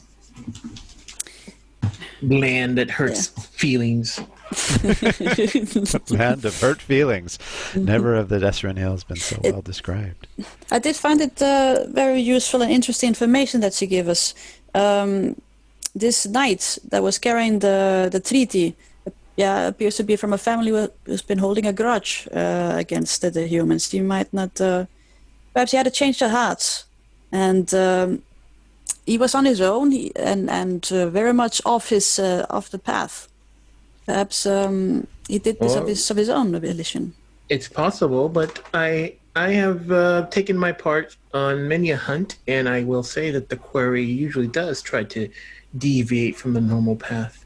Perhaps there is someone else was not keen on him making his destination. I believe many would be. Perhaps we'll know more soon. Yes. Let's make haste. Right. And with Erki in the lead, you do indeed find the shaft of an old dwarven mine, just as your buddy Bubo so kindly described. It is clearly of excellent craftsmanship, stone-lined, and still relatively sturdy, although it is clearly very, very old. It goes back into darkness. Oh, is it? So it's dark in there. Oh, It's Marshall will light a torch. Okay, and Erki in the lead, Marshall in the middle, Gideon toward the rear.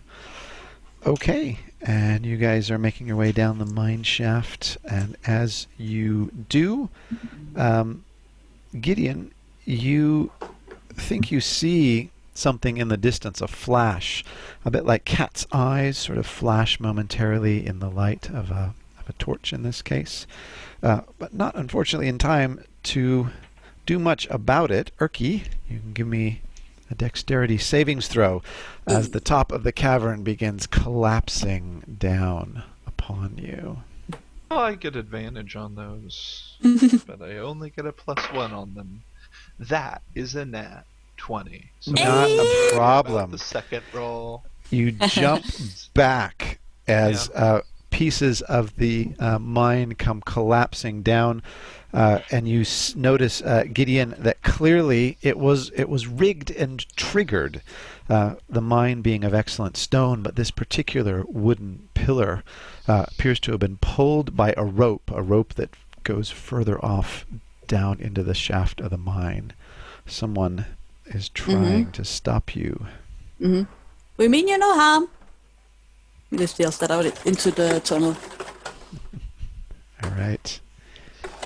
And back from the tunnel, you hear echoing, "Who are you, and what do you want?" Please, my name is Gideon Kingsley. This is Marshal Vicker and my dear friend Erki. We have been sent here to look for Sir Calith. And what do you do with him when you found him? We're here to help him. Help him do what? Well, he's gone missing. It seems that he was in charge of some document that was important, a magical document for a treaty. But they've been expecting him, and he's long overdue. We've come to see if he is okay. I see. And what do you do if he's not okay? I suppose we shall try to find out what happened. What will it take for you to go away and say that he's dead? I suppose if we found him dead. I see. Is there not other things that could persuade you? Money? Or something like that? You are mercenaries, aren't you? No, good sir, we are not mercenaries. But we are people who fulfill their promises, and we expect the same from a dwarf carrying a damn treaty to stop a damn war. All wars should be prevented. Perhaps if Caliph were here, Caliph could explain to us what is going on, and then maybe just us listening can come to some sort of our own accord.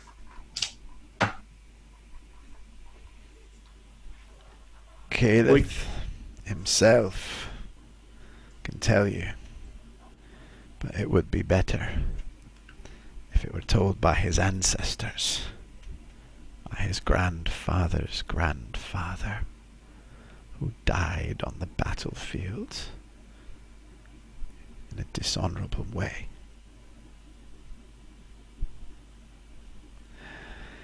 And stepping into the light, you see a dwarf. A dwarf arrayed in full plate armor, save for one missing gauntlet on his hand, and on his right shoulder you see an anvil, the symbol of Moradin, but also his family symbol emblazoned on the metal shoulder pad there. Marshall will say, like, well met, Master Dwarf. You seem to be, and while he's saying this, Marshall will pull out the gauntlet from his bag, like missing something. And extends it. So the farm boy did his job. But he didn't believe I was dead, did you? Someone of your merit, of your worth and your strength, we would hear longer tales and enemies would tell us, or the story would come out of some grand fight or grand disaster should Caliph fall. Human flattery. Human flattery. Yeah, that's what got us into it in the first place. I apologize, Master Dwarf. I am just trying to put you at ease. I prefer human flattery over dwarf cowardice. What are you doing hiding in a mine? All right. All right.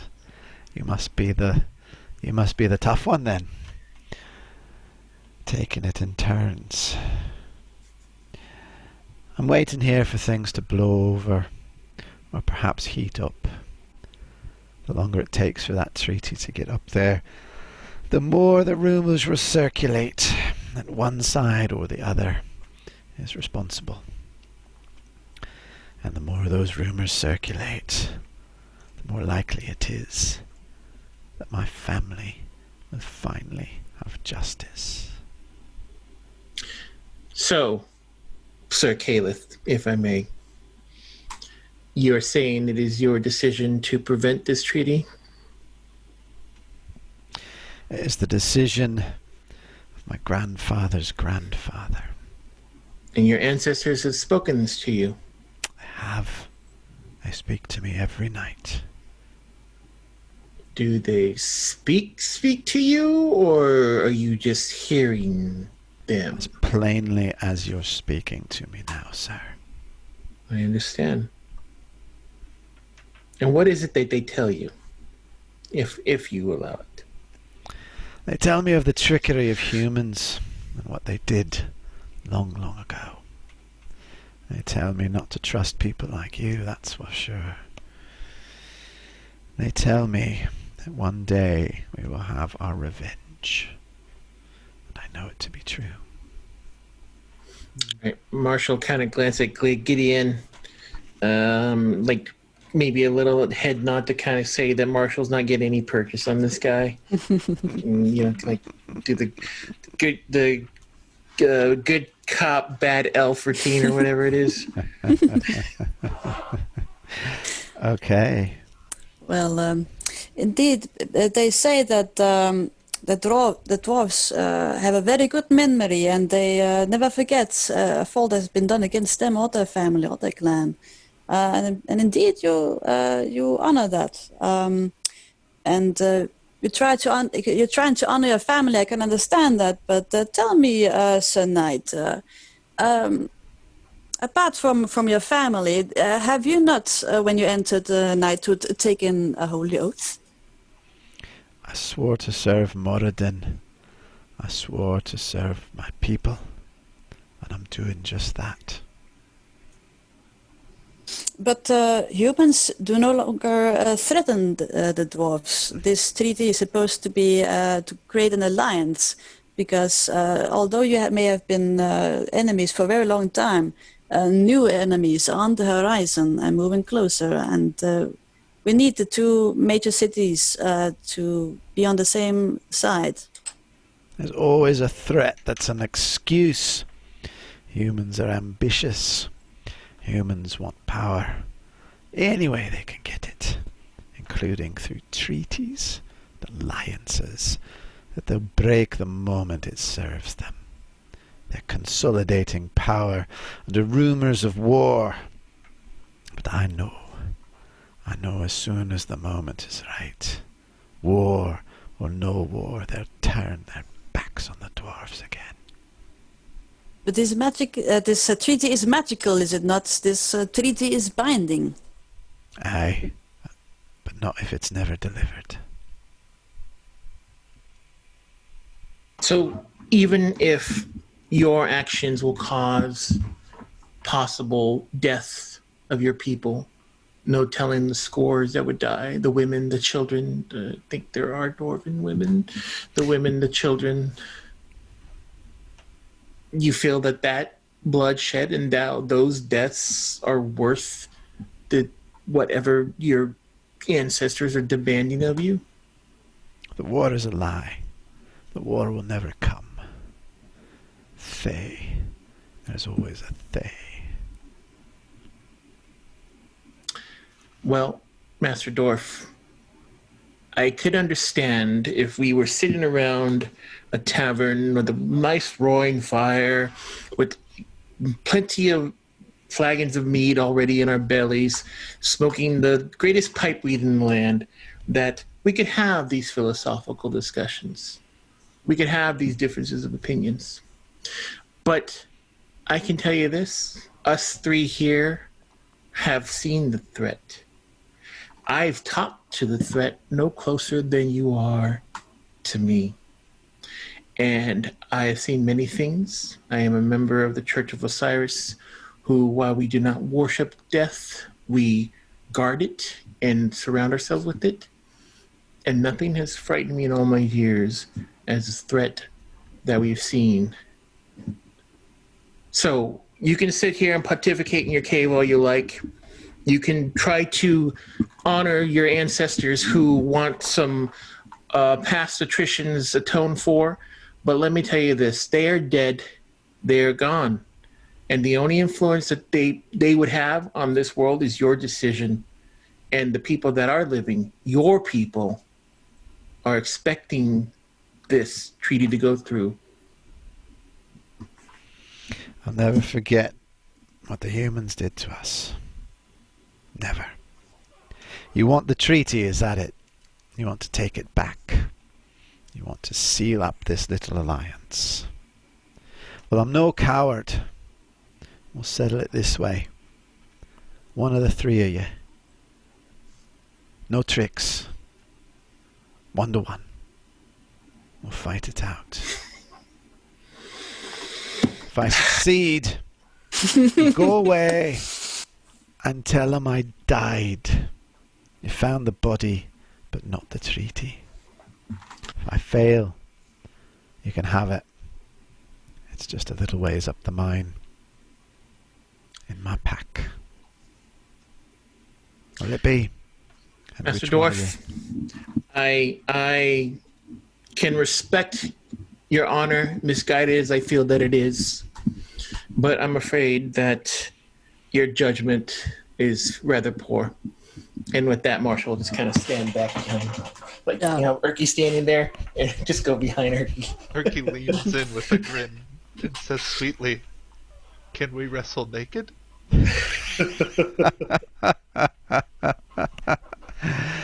Don't insult me. Don't insult me. Let's take it outside. An honorable duel. An I can live honorable with that. duel. A gladiatorial one, no less. Awesome. Okay. Erki's not someone who fights too fair, so before we roll into initiative, he's just going to go ahead and pop into rage and frenzy. All right. Roll it up. Go ahead and activate full-on multi-mode Erki. And whether or not he got the answer he wanted, he just starts taking clothes off, armor. Naked time. He says, "Are we doing this with hands or weapons?" And he swings his axe, throws it back and forth. He's his axe and other parts of him are swinging as he stares. He sways in the breeze. Oh man, I'm not going to get that image, that naked Erki image out of my head anytime too soon. You can use weapons if you want. I'll use me hands.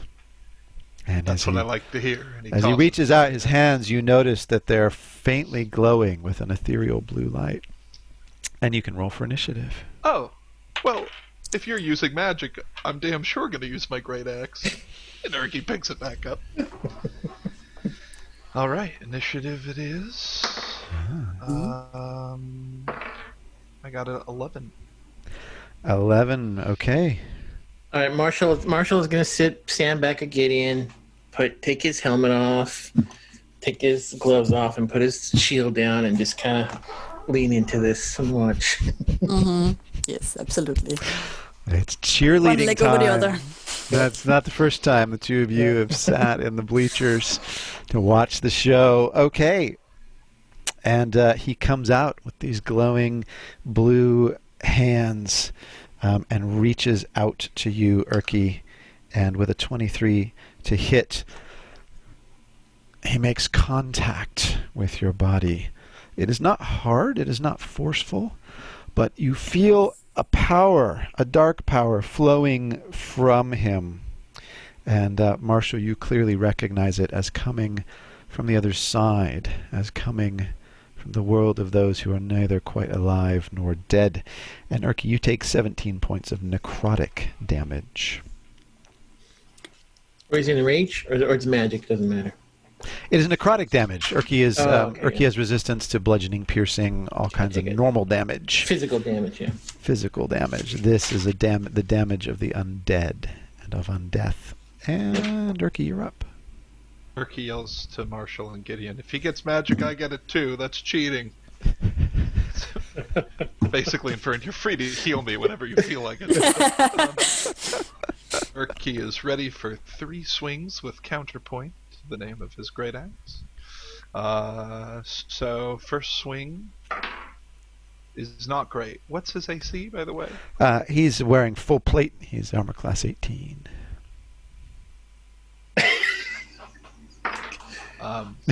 That also is not going to hit. Okay.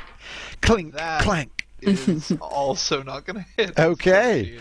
Clink, So- clank, and bank. And unfortunately, none of those hits, although they were strong and solid and true, managed to pierce this full plate mail Son of a bitch.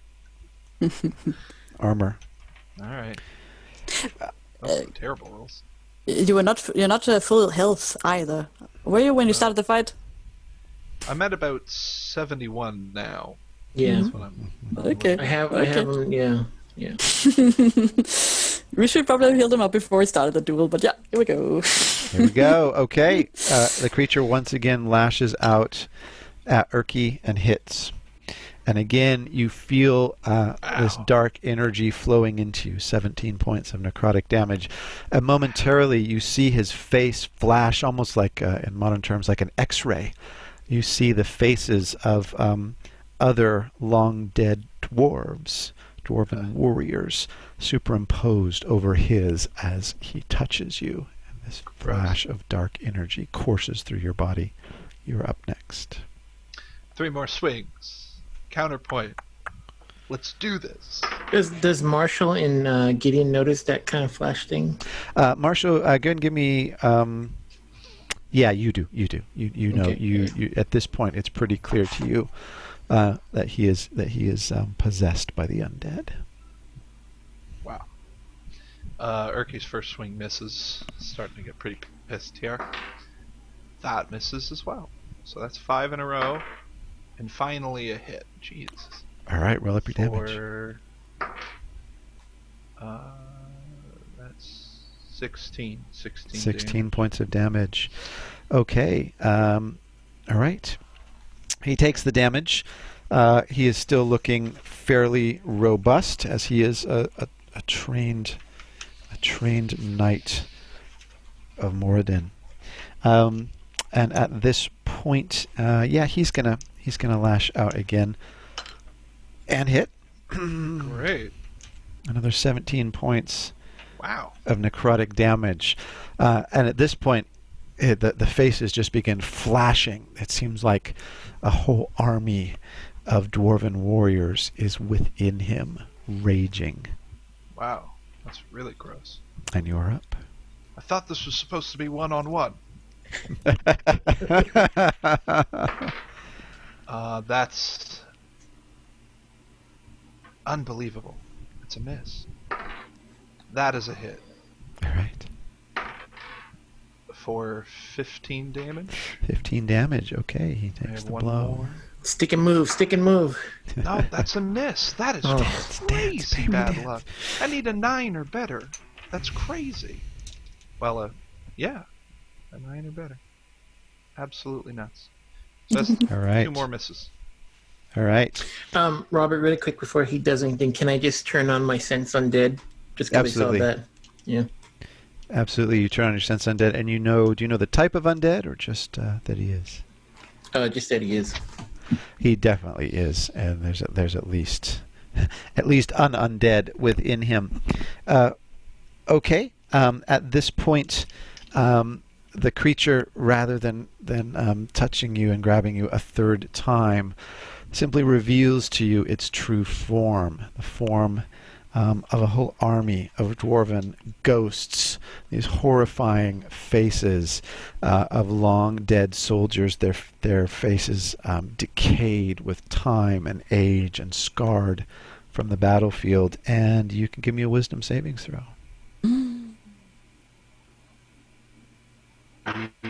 I just awful rolls today. That's a 6. Wow. 6. Whoa! So terrible. Okay. All right. And you are chilled to the bone despite being a seasoned warrior, despite being a gladiator who has seen so many terrible things in the ring. Some you have even inflicted yourself. You've never faced an entire undead army possessing a single man, and you are frightened. Your future ability checks and attack rolls are going to be at disadvantage, and although you are in melee combat, you can't move any closer. So you're still in melee combat, but you are frightened. And the two of you see, with such a bad savings throw, go ahead and give me a D4. Well, there's a thankfulness in this. I can't be charmed or frightened while raging. Oh, you are raging. Mindless. All right. So Mindless you managed to shirk off the absolute terror thanks only to the adrenaline coursing through your veins. But I am going to have you make that D4. I have to roll a d4, you said? Give me a D4. That's a 2. 2. You age by 20 years.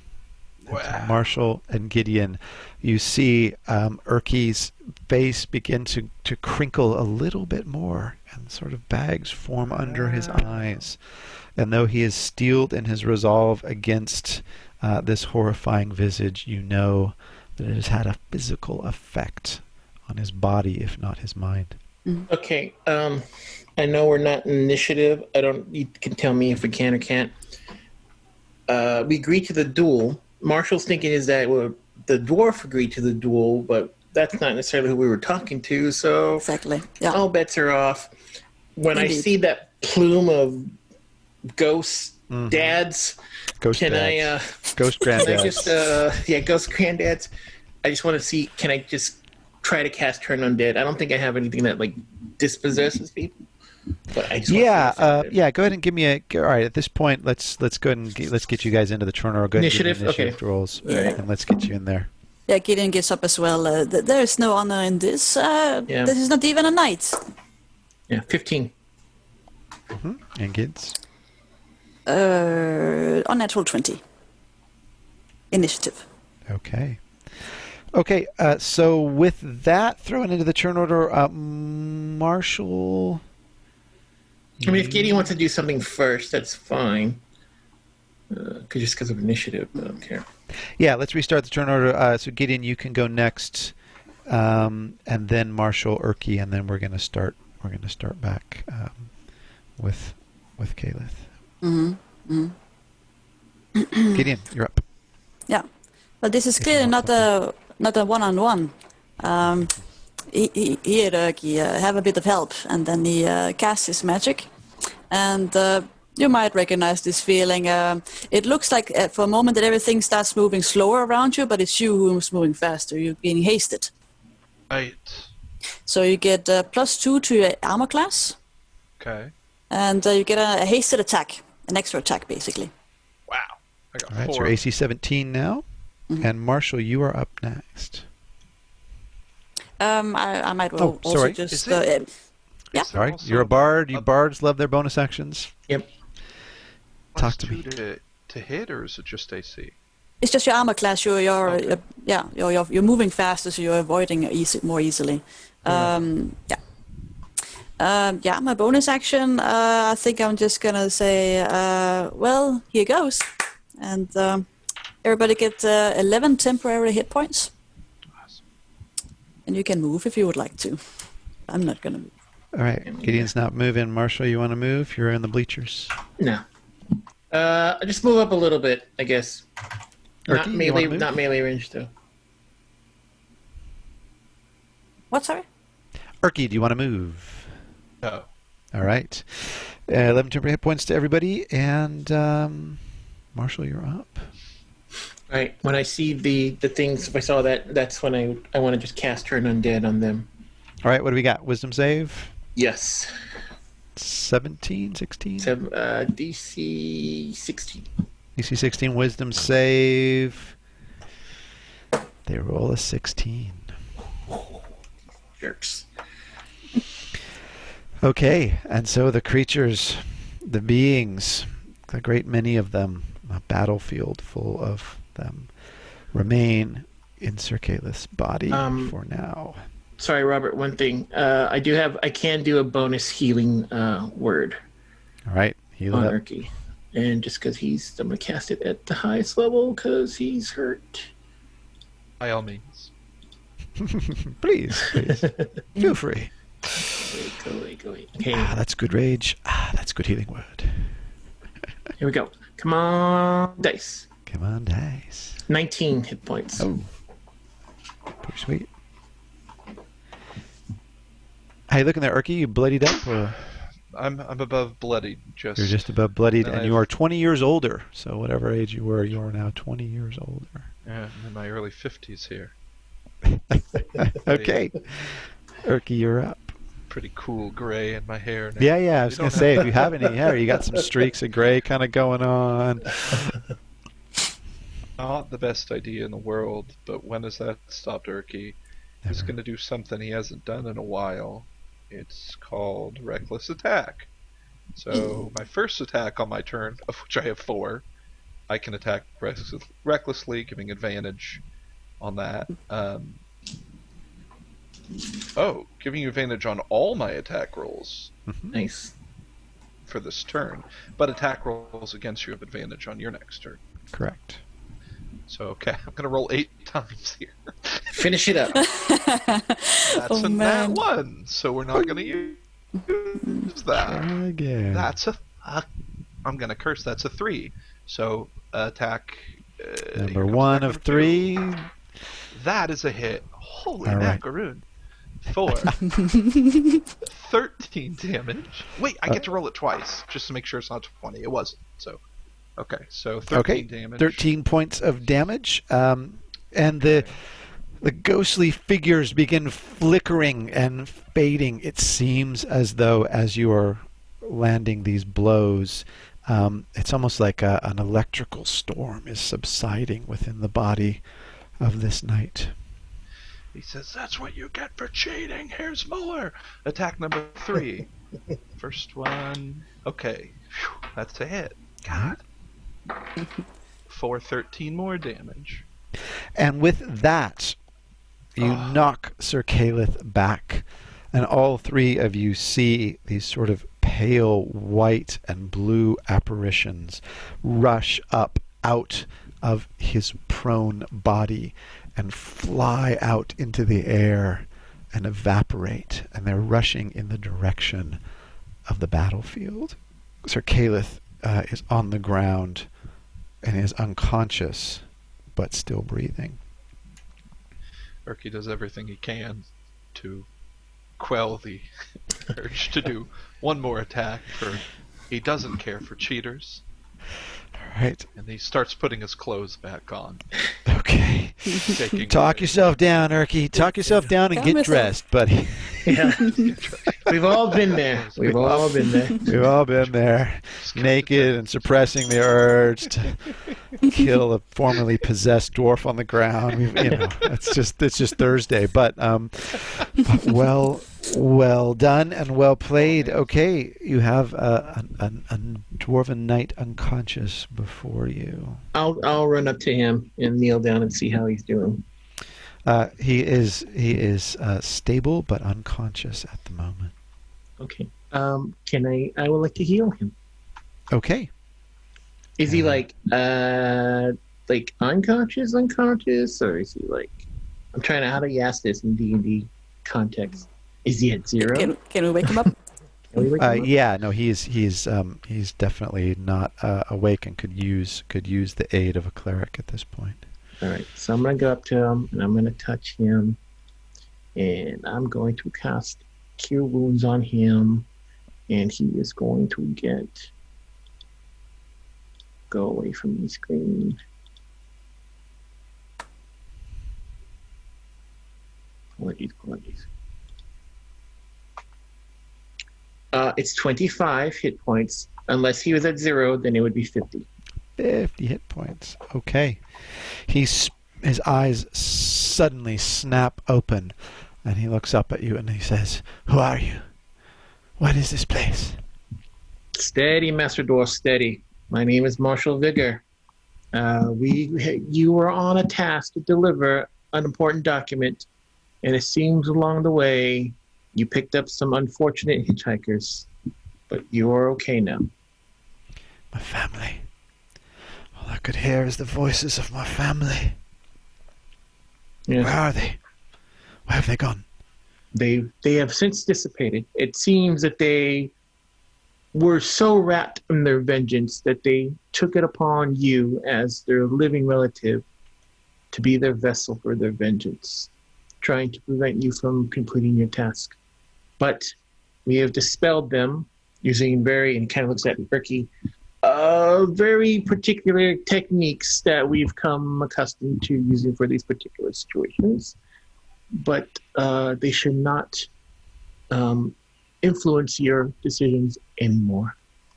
Why is he putting back his belt and his boots? He was was swimming very in the warm. river? Yeah, he was swimming in the river. I remember the river. It was not far from the river that it all began. Oh, my task, you're right, my task. I must take the treaty to Mirabar. I must do this.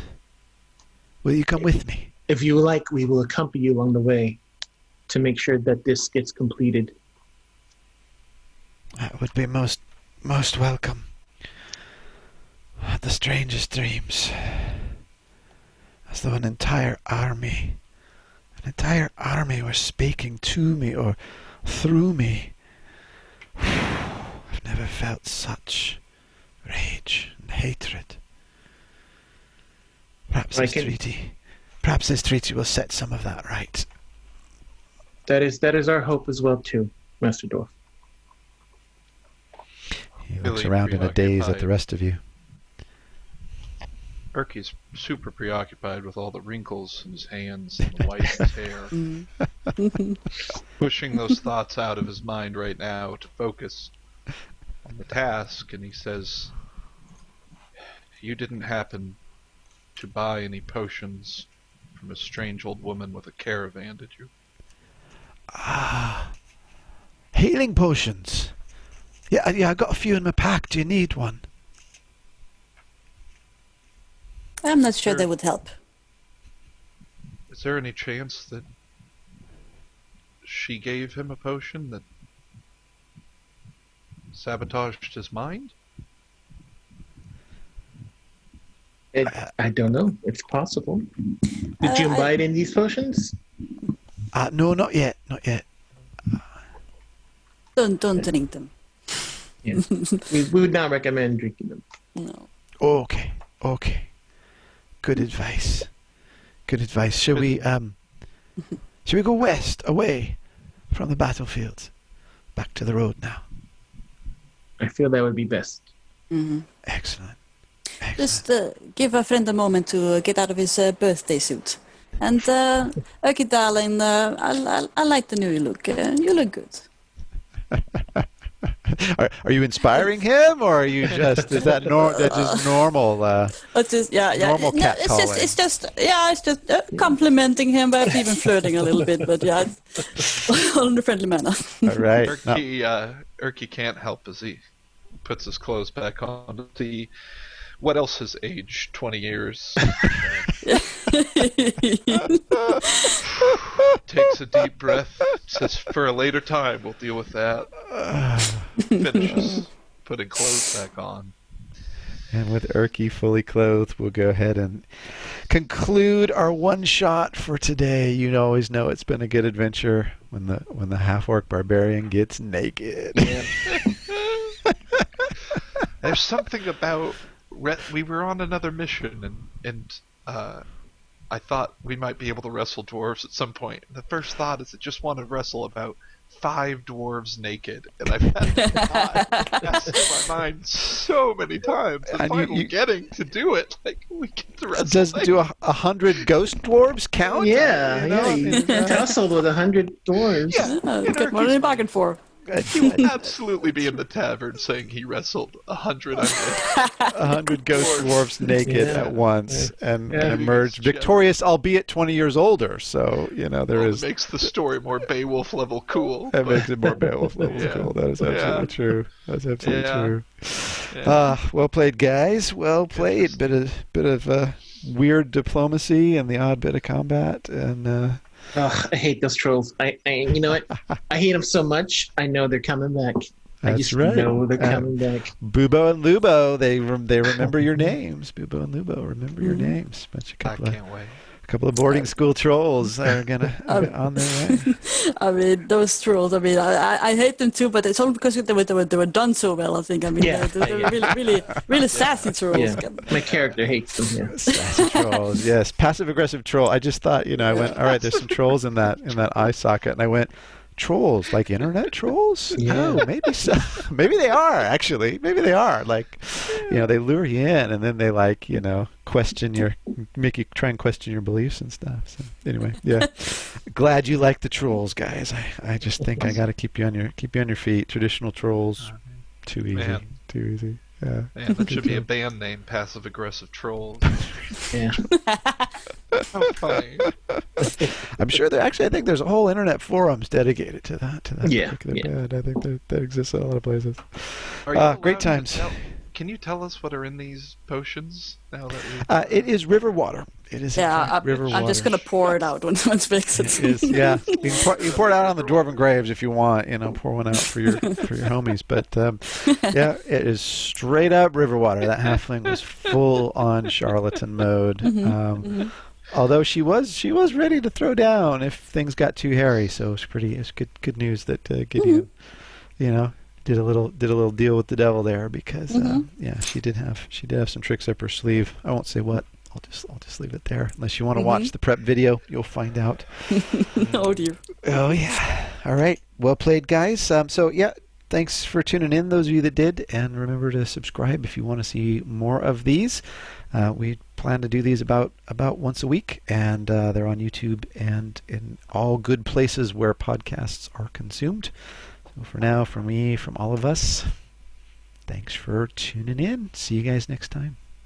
Bye-bye. Bye. Ciao. Bye.